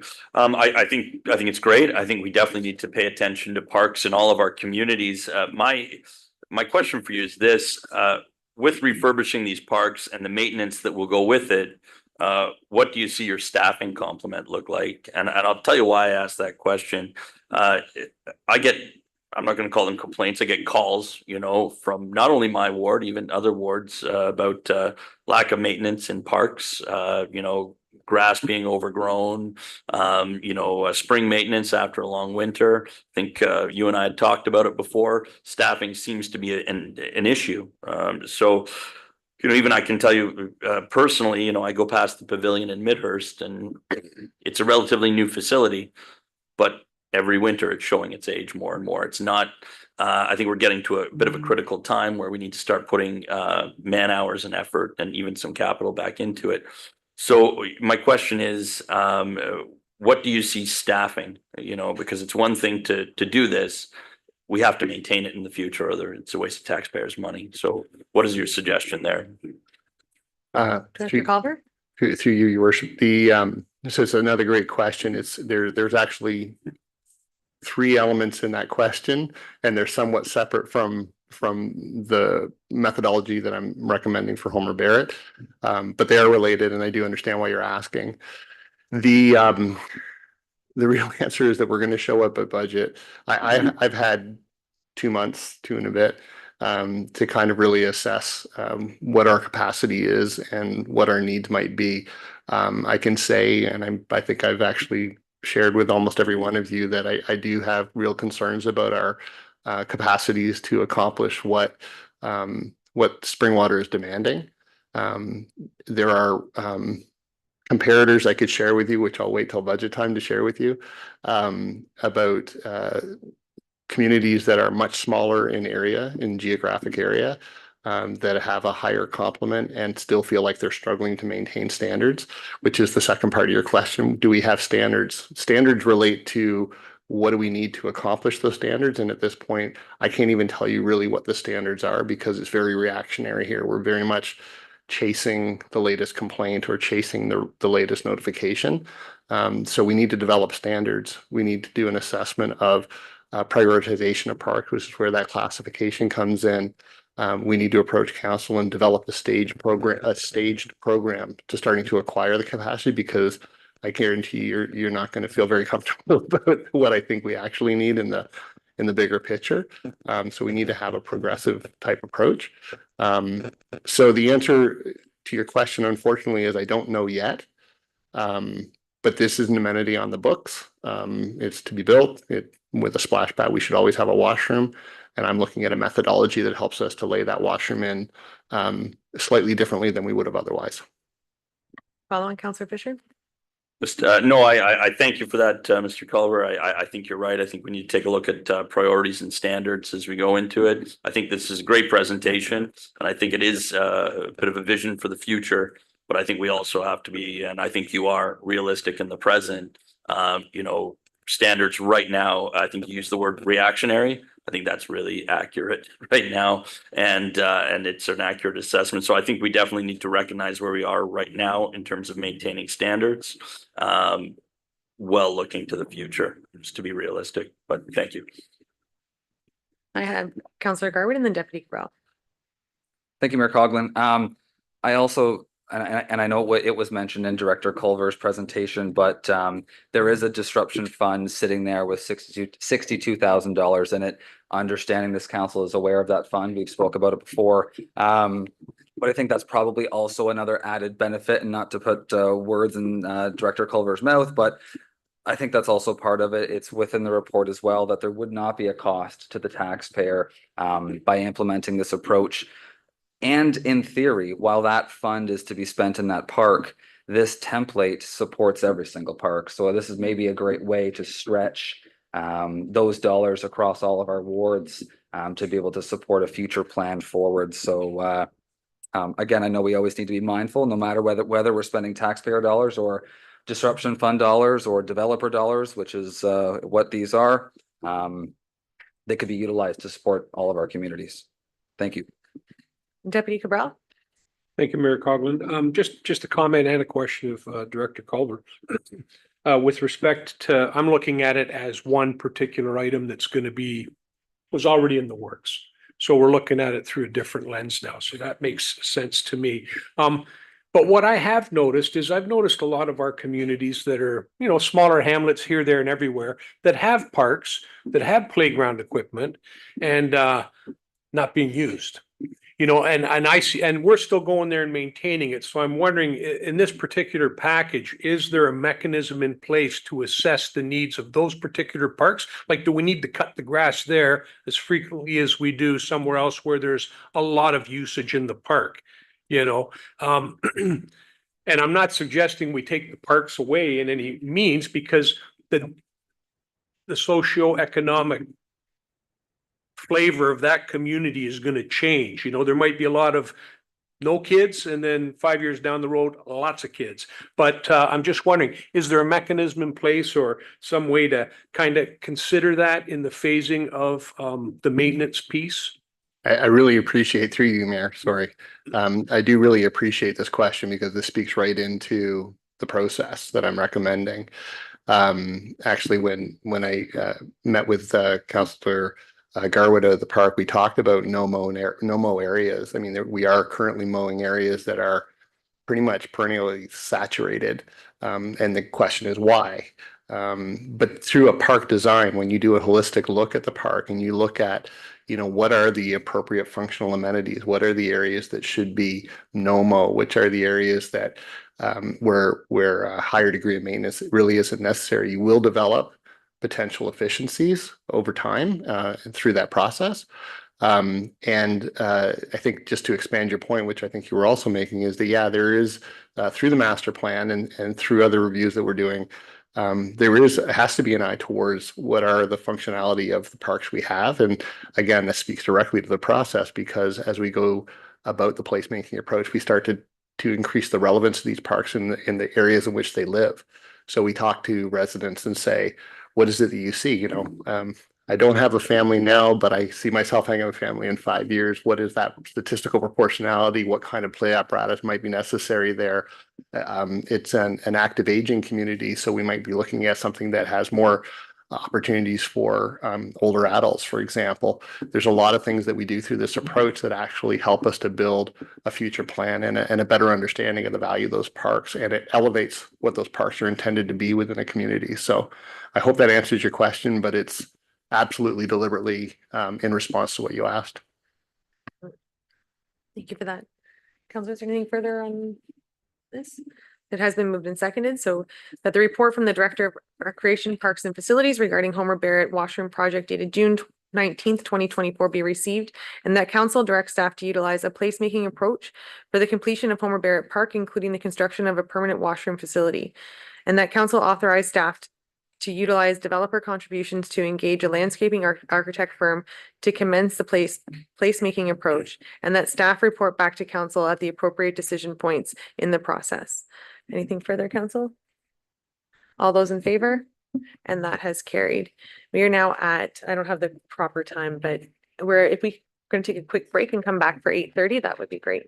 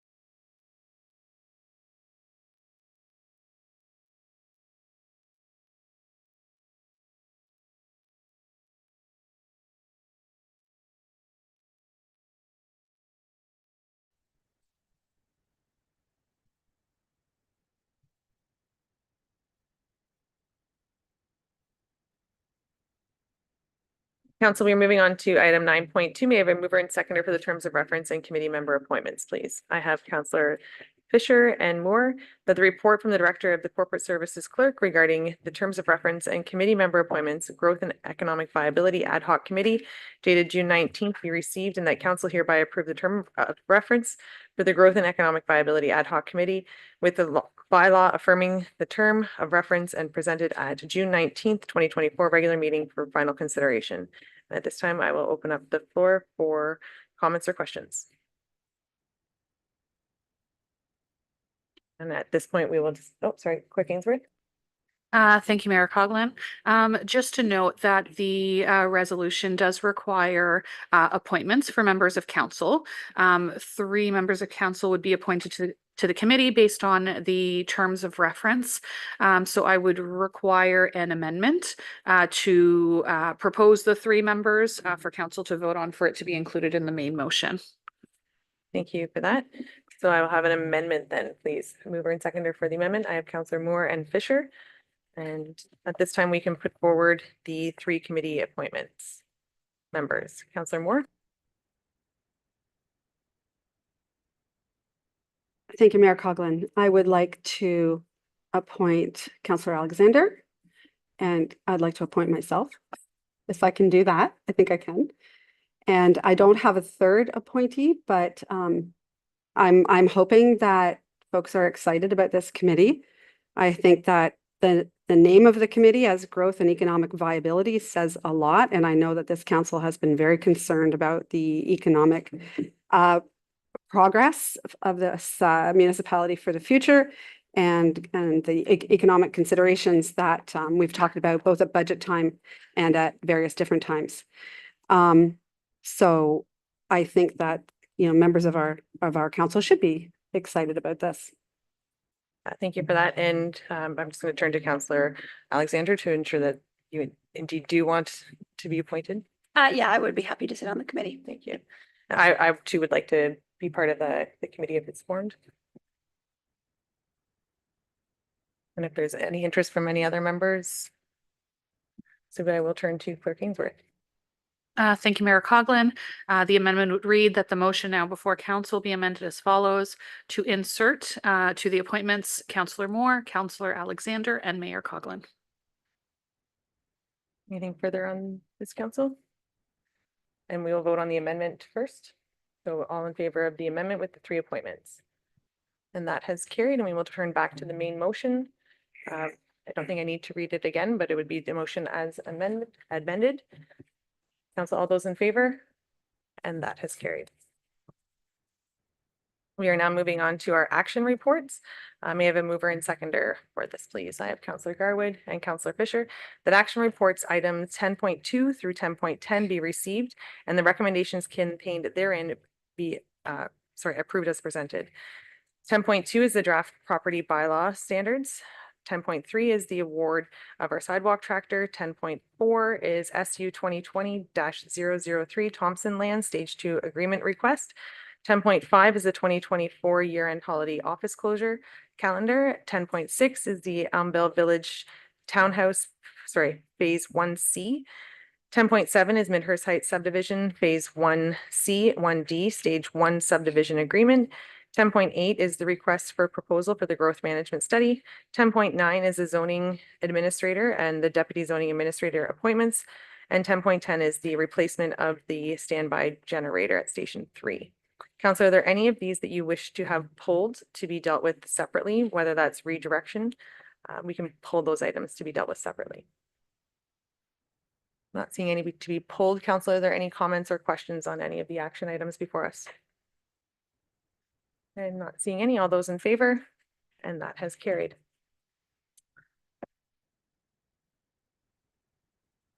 We are now moving on to our information reports. May I have a mover and seconder to get these on the table, please? I have Councillor Moore and Councillor Garwood. That the reports listed herein be received for information. 1, our building services monthly activity report. 2, bylaws services monthly activity report. 3, the Springwater Public Library. 4, the corporate credit card registry. 5, the check register, and 6, the planning department. Number 3 has been already pulled. Are there any others to be dealt with separately? Not seeing any at this time, so right now we will be receiving items 1 through 6 with the exception of 3. All those in favor? And that has carried. At this time, we'll move on to number 3. And I will find it. No, I won't, because it's information report. So I have that moved by, sorry, it was pulled. Okay, perfect. I have that moved by Councillor Alexander, seconded by Councillor Thompson, and at this time I can turn to Councillor Alexander for comment. Thank you, Mayor Coughlin. I just have 2 comments on this. One, I'm wondering if we can anticipate shortly, I'm hoping a timeline of when we will be transferring over the payroll services. Again,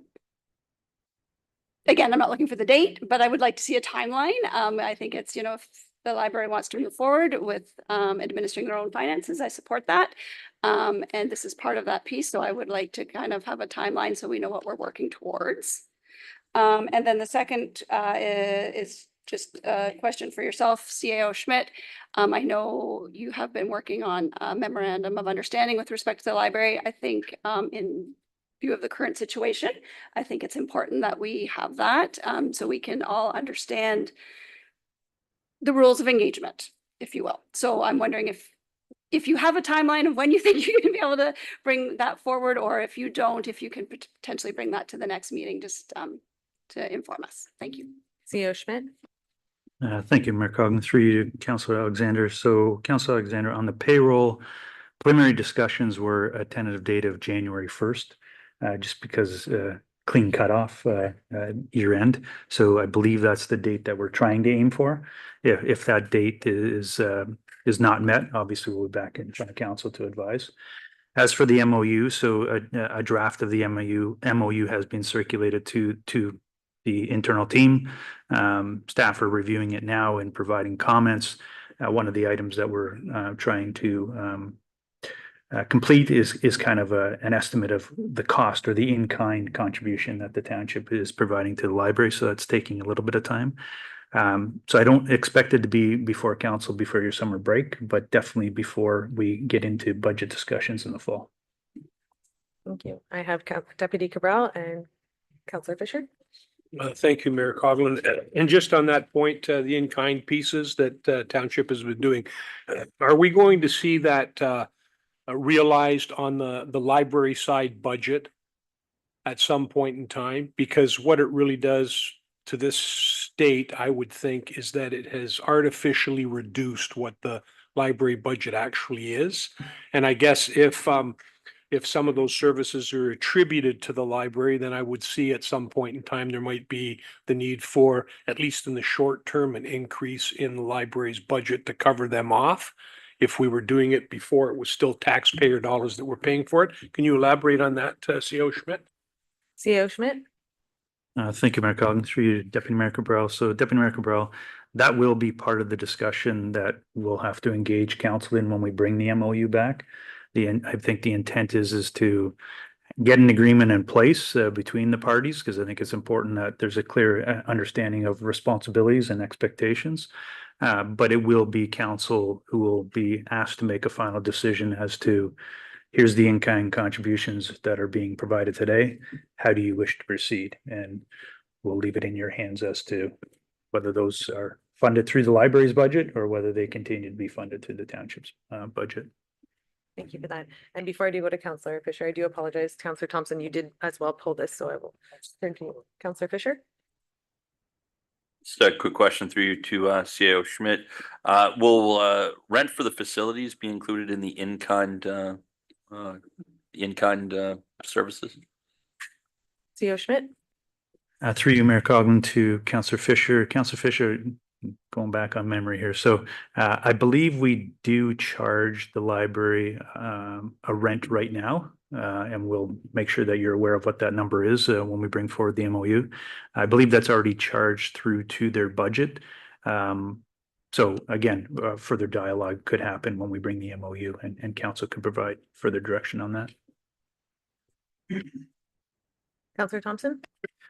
Thank you, Mayor Coughlin. I would just like to draw attention to the staff report, and I thank Director Ainsworth for this. And hopefully this finally puts to rest what we already knew, that we couldn't take over the library and we can't contract out library services. I refer to Director Ainsworth's report. The municipality, including the Township of Springwater, I added that, do not have the statutory authority to provide for any other type of contracted services as it pertains to the Public Library Acts or public library boards. Something that we already knew. Each one of us in January of 2023 was sent a counselor's handbook regarding the PLA. It's very clear what our role is and whether we agree with it or not. And we've wasted a lot of time and a lot of taxpayers' money on this, what the Integrity Commission referred to as a very aggressive approach.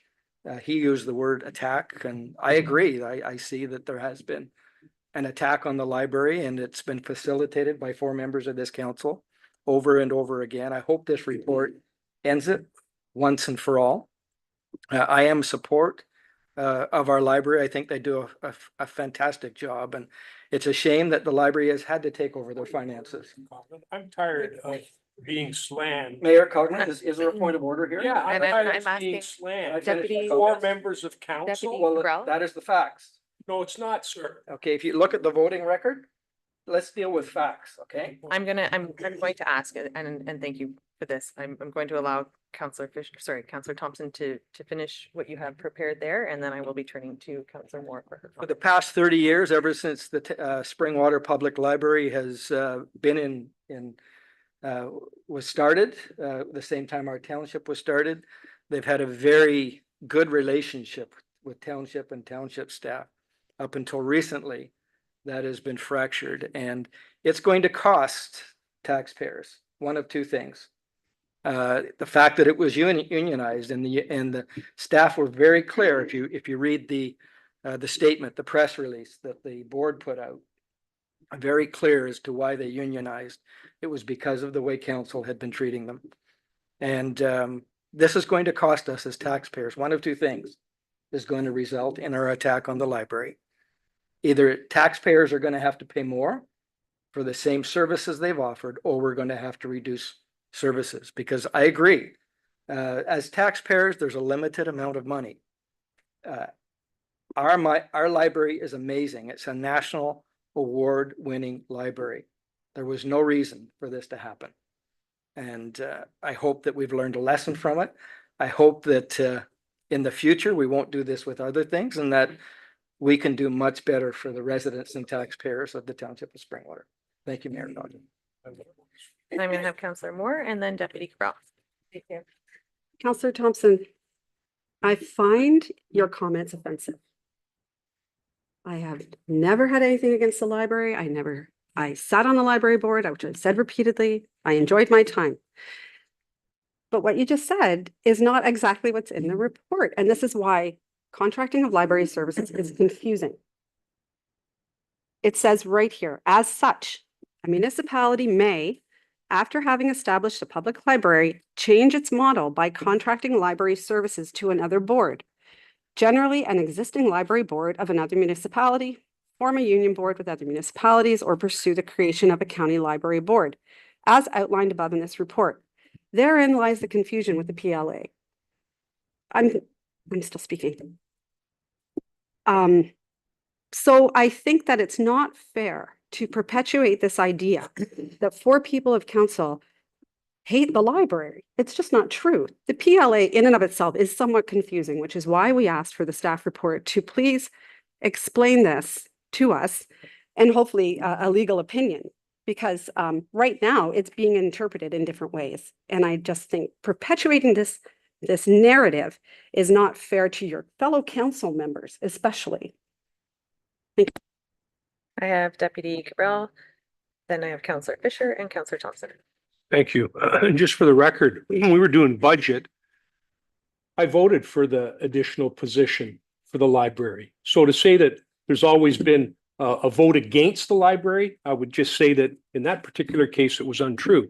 At a later date, I changed my vote, Councillor Thompson. I changed my vote because of comments you made at a council meeting where you were basically saying that you were prepared to exchange the position that you said was so desperately needed for a COLA increase for the library employees.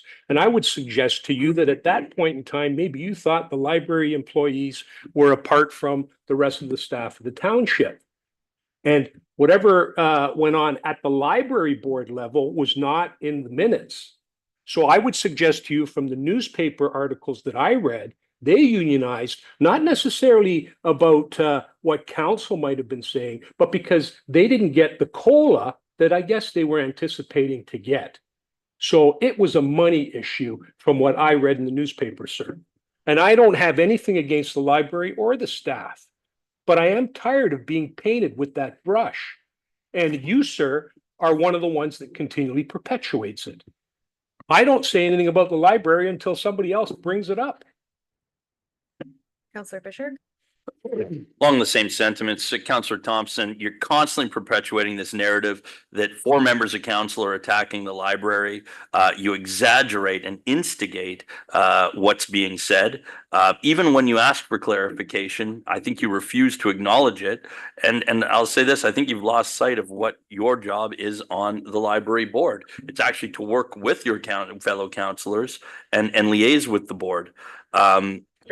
I understand you like being on the library board, but I feel that you're not really advocating for them. As a matter of fact, you're instigating for them. So, I think a lot of what you say, frankly, is just not true in the public eye. And before I do go back to Councillor Thompson, if there's anyone who hasn't had an opportunity to speak to this report, I would like to keep it to the report. I get it. We absolutely continue to disagree on all things about this, and I understand that everybody has a platform. This is a public open meeting. If there's something you need to say, I will grant that. But again, I would like to keep it about the report that's before us. So if there's any further comment on that, or if there's someone who has not spoken to this yet. Further comment on, and Councillor Thompson, what I'm going to ask is that on the report, it's not about comments or memorandums of understanding. It's not about the library in general, and it's not about things that have been said. It's on the report. Thank you, Councillor Thompson. So with regards to the report, I think the report's very clear that we can't contract out library services. Certainly, if we didn't have a library in place, we would have those options in place. But to make those changes, we really need to, I think the library needs to not be in function for 2 years. And then you can change what we have here. And no, we can't make any change without the province. In fact, after our last motion, the press secretary of Minister Neil Lumsden reached out the day after that we sent them a letter asking if they could change so that we could take over the library. This is what he said through his press secretary. In Ontario, public libraries are under the management and control of the board that is appointed by the Municipal Council. Currently, there are no plans to open or amend the Public Library Act to change the government structure. So you can spin it however you want. You can justify your votes or your concern or your attacks on the library however you want. This has not been good for our community. It has not been beneficial. We've known that we Councillor can't. Thompson, I'm sorry. I feel this is going to spark, and everybody has a lot that they want to say about this, and I do appreciate that. I don't see how that's going to be productive here this evening. But again, I'm at the will of council. Councillor Garwood, you have not had an opportunity to speak yet. Thank you, Mayor Coughlin. I will be speaking directly about the report. Why don't we take a minute and I'm going to read a section, and I believe this might provide some clarity at this table and for folks watching. I believe another member had also indicated something similar, but just let's take a step back here. So when one person says we can't contract library services and the other says we can, I think the word contract is what we are continuously tripping over here. So word for word from the report, and not just snippets of it, a large section. The default structure is the establishment of the standalone public library board, as is the current structure for the Township of Springwater. However, the following 2 options are also available for consideration. Union boards. The council of 2 or more municipalities may make an agreement for the establishment of a union public library. The governing library board would still be established in accordance with the PLA. However, the appointment of members would be deemed within the previously established agreement between the municipalities. So that's one option if we were to merge or form with another municipality. Option two, beyond what we're already doing today, a county library board. A county library may be established with the support of 2/3 of the municipalities forming part of the county, in which case the county may, by bylaw, establish a county library for those municipalities. Should this transpire, one library board will be established to govern all libraries within its jurisdiction, with the county acting as the appointment authority. There's other information about the PLA between, and then at the end it states municipalities do not have the statutory authority to provide for any other type of contracted service as it pertains to public libraries or public library boards, specifically speaking of the county structure, the structure we have today, or the union library board. Now, with that, there are three options. The county library board, and this is my personal opinion, I have not spoken to other municipalities about this or the county. I can see that being a challenge in regards to that is beyond our control. We do not have the ability to just say, from what I understand, we want a county library board. We have to have people that sign on, and I believe it said 2/3. The union board potentially could be an option. I'm not saying it's the right option. I believe in the current structure that we have today, but that is the second option. So when we speak of contracting out library services, we need to be very careful in the language that we use, because technically everyone up here is half right in their assumption. We cannot contract out library services to an independent business down the street. We can form a union board or a county library board, or keep the structure we have today. So I think that is going to help this council. Thank you, Clerk Ainsworth, for the very detailed report. When we are reviewing the report, we need to ensure that we're looking at all of the information. I still believe in the structure we have today, but I just want to be able to provide clarification at this table so we're not consistently going backwards with this conversation. Yeah, Councillor Alexander. Thank you, Councillor Garwood. I 100% agree. And I would say this is the reason the report was asked for. The PLA, it's not clear. There's shall, there's may, there's words in there. We wanted to know the options. And I think the discussion we're having right now is petty politics, because this was not pulled for redirection. This was not pulled to say, we want to contract out, we want to change. The report, we received the report, we got the information. Nobody is arguing against the information or the provided to us. I pulled it just for a couple comments on questions. No redirection. There was no need to go down this road yet again. And that is what I find disappointing and not collaborative. Well, thank you for that. And Councillor Alexander, it was Clerk Ainsworth did notify me that this was being pulled, that there had been indication prior to the meeting that it was to be pulled. So that's why it was pulled. Okay. If there's nothing further, council, on this, all those in favor? And that has carried. At this time, we will move on to our verbal reports. And before I do move to our development update, I'm going to call on CEO Schmidt. Thank you, Mayor Coughlin. So some exciting news to share with members of council. So you all should have received an email this afternoon regarding our groundbreaking ceremony proposed, or not proposed, but scheduled for next Wednesday.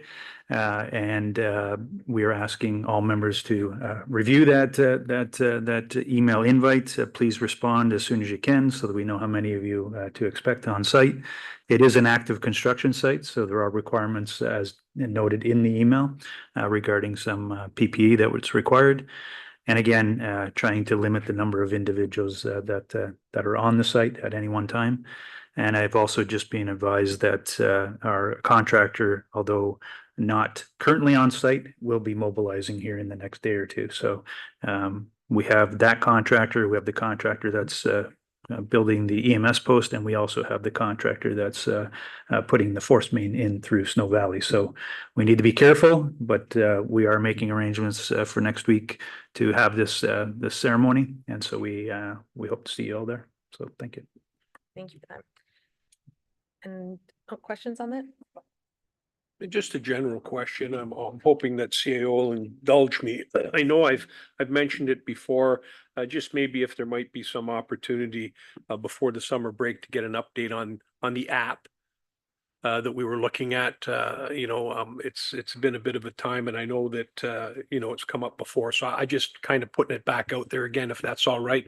I'm just really anxious and looking forward to it. So I'd like to know where we're at, if at all possible. Thank you. And at this time, I will turn to Director Heron. Sorry. CEO Schmidt would like to provide an update right now. CEO Schmidt.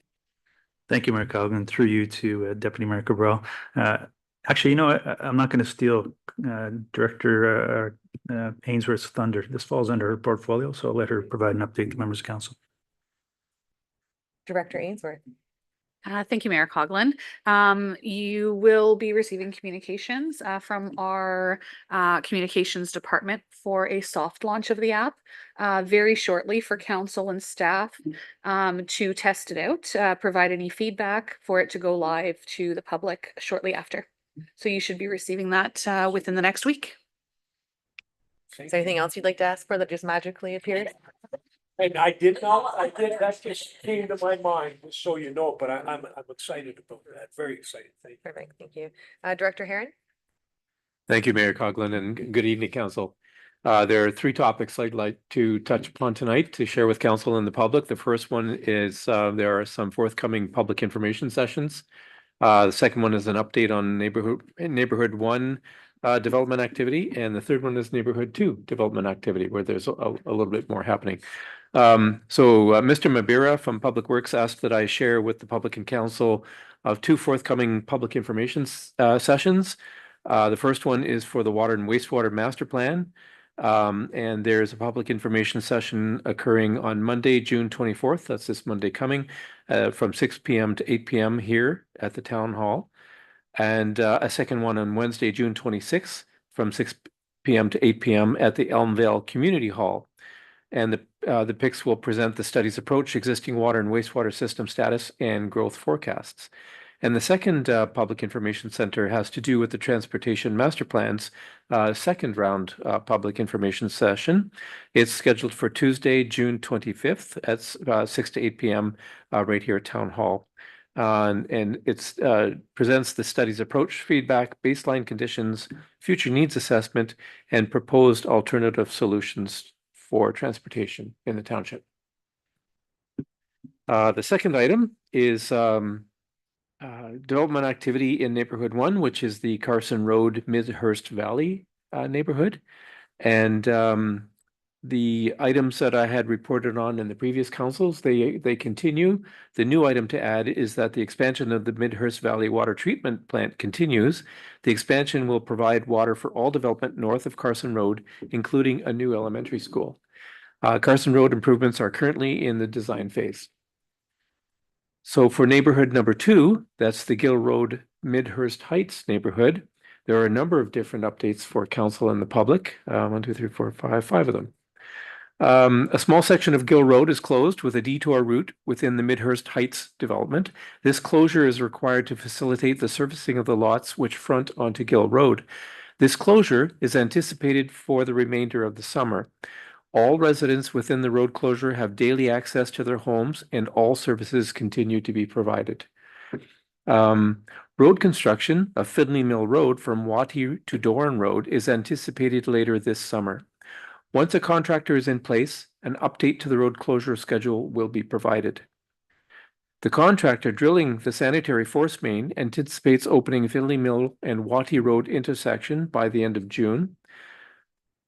The force main is now installed from Wattie Road to Doran Road, and cleanup continues to take place.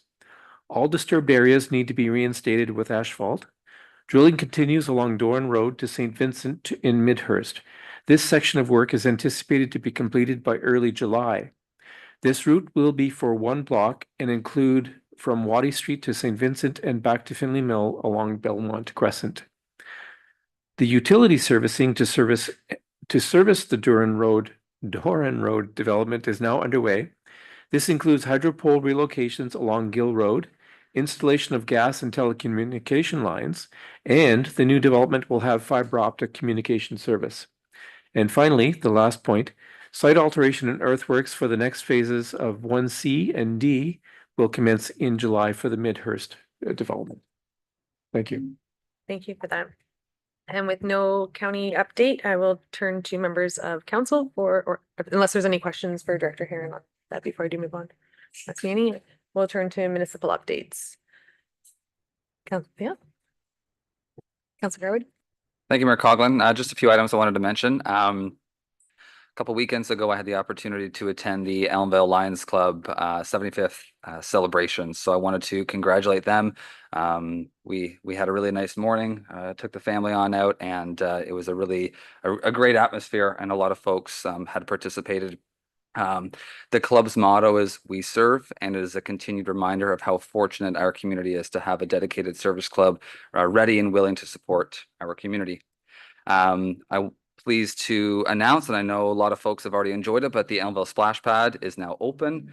I know it's a fan favorite every year, and folks are eagerly excited every year for it to open. I was told today, even in the middle of a day on a Wednesday, there was roughly 50 people at the splash pad, especially this week. So kudos to staff. I know it's a ton of work to operate the splash pad from 10 a.m. to 7 p.m. 7 days a week. So thank you for them.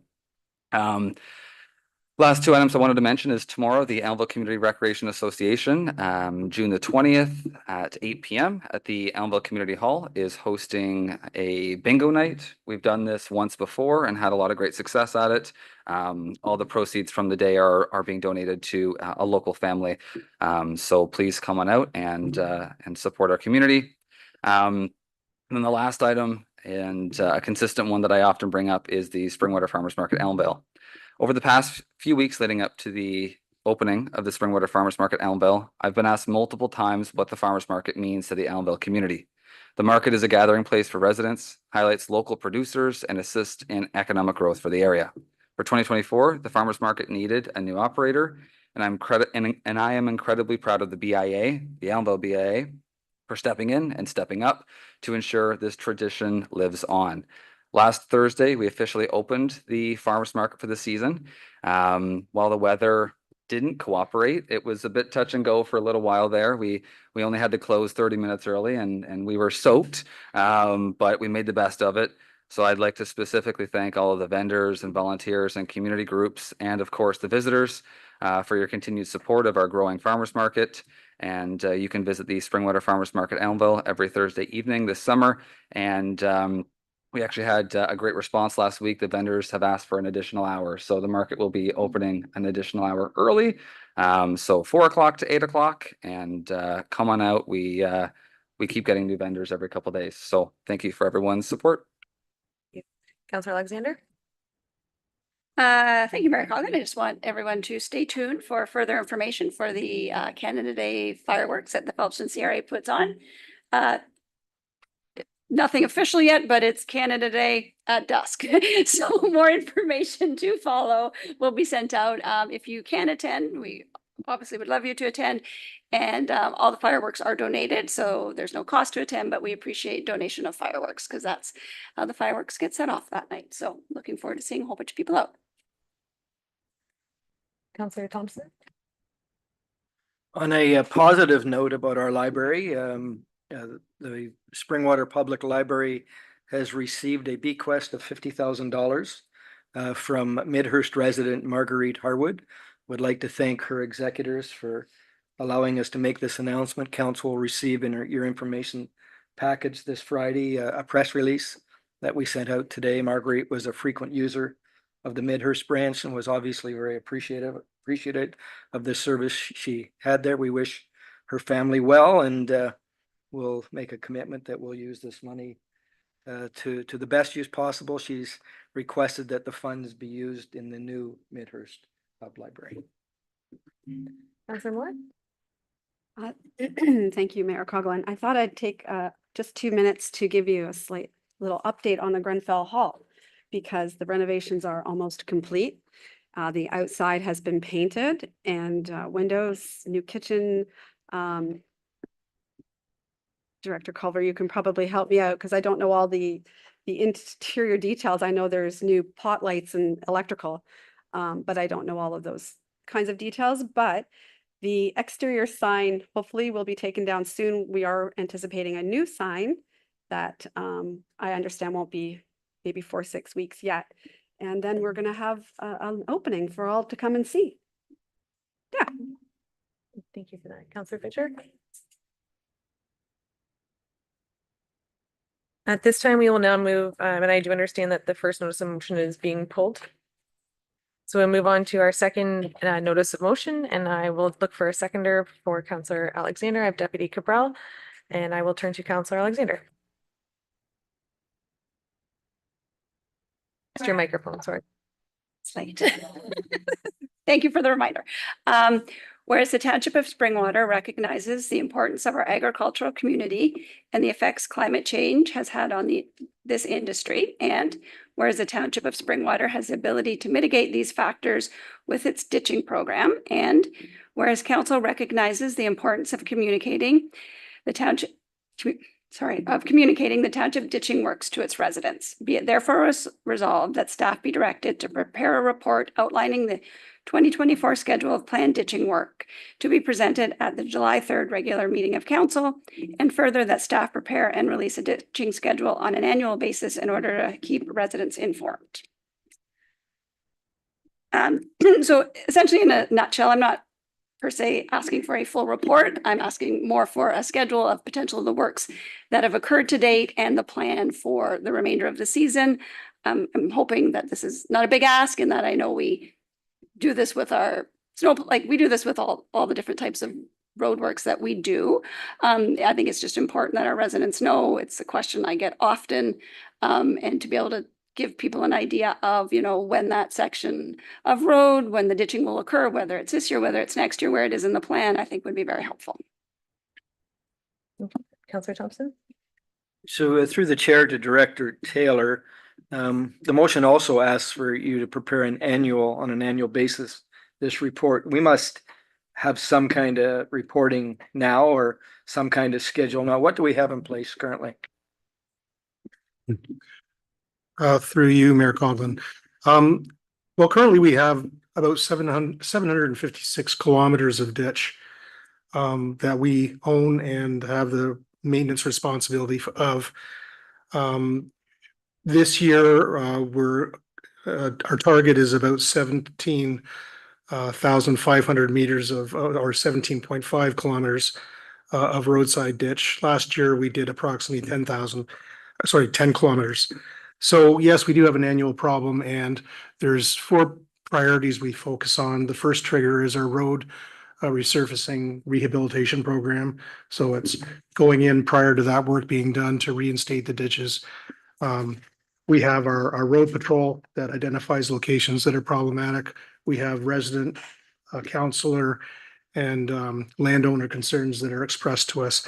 And finally, the municipal ditch drain program. So those are the sort of the 4 triggers that we look at to identify what our priorities are. Follow on. So I assume that Councillor Alexander had a conversation with you about this before this motion came forward. And so are you in a favor of this plan? Does this have your support? Yeah, absolutely. There's sorry, through you, Mayor Coughlin. We don't have any problem with providing that information, and certainly we can do so on an annual basis. Thank you for that. I have Councillor Garwood and Deputy Carroll. Thank you, Mayor Coughlin.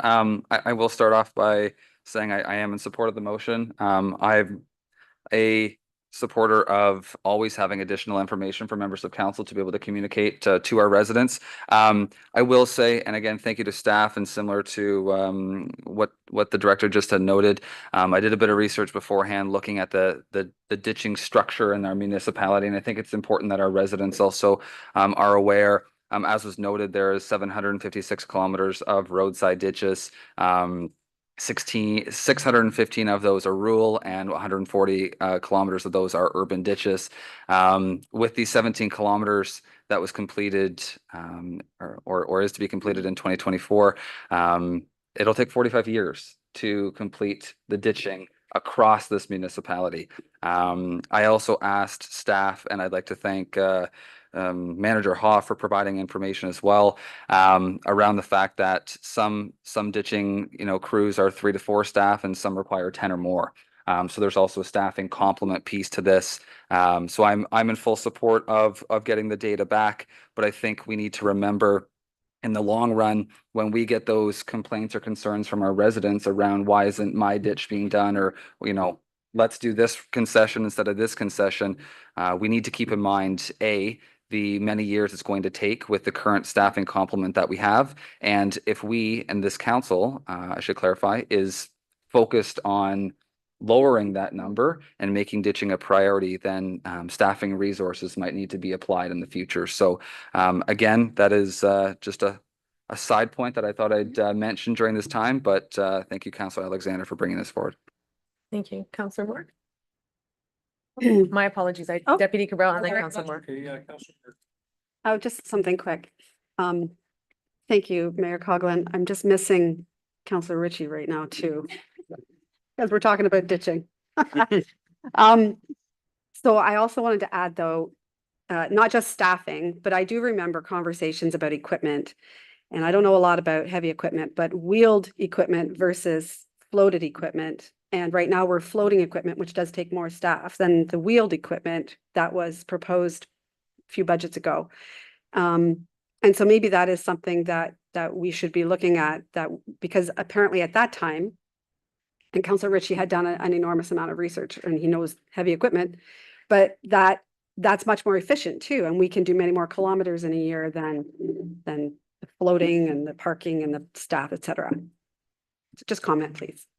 Director Taylor. Yes, through you, Mayor Coughlin. You raise a very valid point, Councillor Moore. In fact, this year we contracted out a grade all to do a good portion of the ditching work, which is certainly far more efficient and a better certain use of staff time.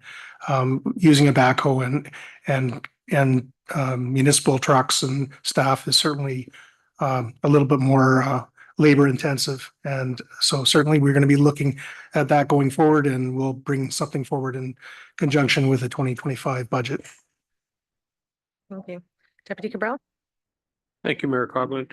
And I know we have an excavator, and that's what it was supposed to be used for, but that's where this whole floating deal comes in, and it didn't make sense to me when that happened, but that's the way it is. But I did want to just kind of put out there that not every ditch needs ditching on a regular basis. I mean, usually if we're getting a call, it's because there's an issue. I can attest to the fact that I know of one spot, and I'm going to bring it to your attention at a later date, that hasn't been ditched in over 30 years. And the reason I know that is because there's a tree right in the ditch that's really needs to be removed because it's a traffic hazard now. But that is a ditch that's never really caused us any grief or problems because it drains in the wintertime. It drains in the springtime. But I also know that it's never been cleaned out because that tree is there and it's a good 40 or 50 feet high now. So I will bring that to your attention there, Director Grant. Thank you. Councillor Fisher. Just a question that stemmed from what the deputy mayor had said. We've bought an excavator for the purpose of doing this, but it seems, are we not using that excavator for it? And roughly how many hours, you might not know this, but how many hours a year are we putting on this, or are we using it for other applications? Through you, Mayor Coughlin. I'm certainly going to have to get back to you on the actual equipment use. I've been here for approximately 2 months, 2.5 months, and finding time to get outside and, actually investigate how we're doing work has been somewhat of a challenge. So I will endeavor to do that in the next few weeks and provide that information to you. Follow on.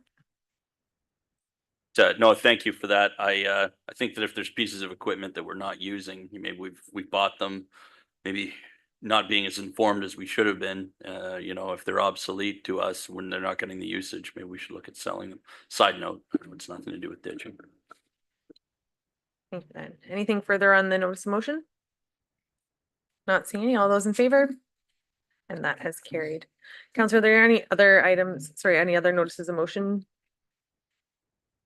Counselor Moore? Thank you. I will be bringing a notice of motion forward for next council meeting regarding the painting of pickleball lines. And I said, my apologies, Director Culver, for the Snow Valley Highlands Park. They have a basketball court there now, and they've are requesting the painting of pickleball lines. The estimate is roughly $1,200. So if we don't support that as a council, I would use the discretionary funds that I would be allowed to use and would be asking for support for that. Any other notices of motion? Not seeing any items for future consideration? And not seeing any, we have a mover and seconder for the bylaws, please. I have Councilors Alexander and Garwood, that the bylaws listed herein be signed and sealed by the mayor and clerk. The 2024, sorry, -051, the road naming. 2024-052, the amend of the traffic and parking bylaws. 2024-053, to establish terms of reference for growth and economic viability ad hoc committee. And 2024-054, to appoint the zoning administrators. Any questions on any of these? Not seeing any. All those in favor? That is carried. Move on now to our confirmation bylaw. Mover and seconder, Councilors Moore and Fisher, that bylaw 2024-055 to confirm and adopt the proceedings of council at the regular meeting held on June 19th, 2024, listed here and be signed and sealed by the mayor and clerk. All those in favor? And that has carried. And mover and seconder to adjourn, please. Deputy Cabral and Councillor Thompson, that the regular meeting of the Township of Springwater does now adjourn at 9:20 p.m. to meet again in regular meeting on July 3rd, 2024 at 6:30 p.m. All those in favor? And that has carried.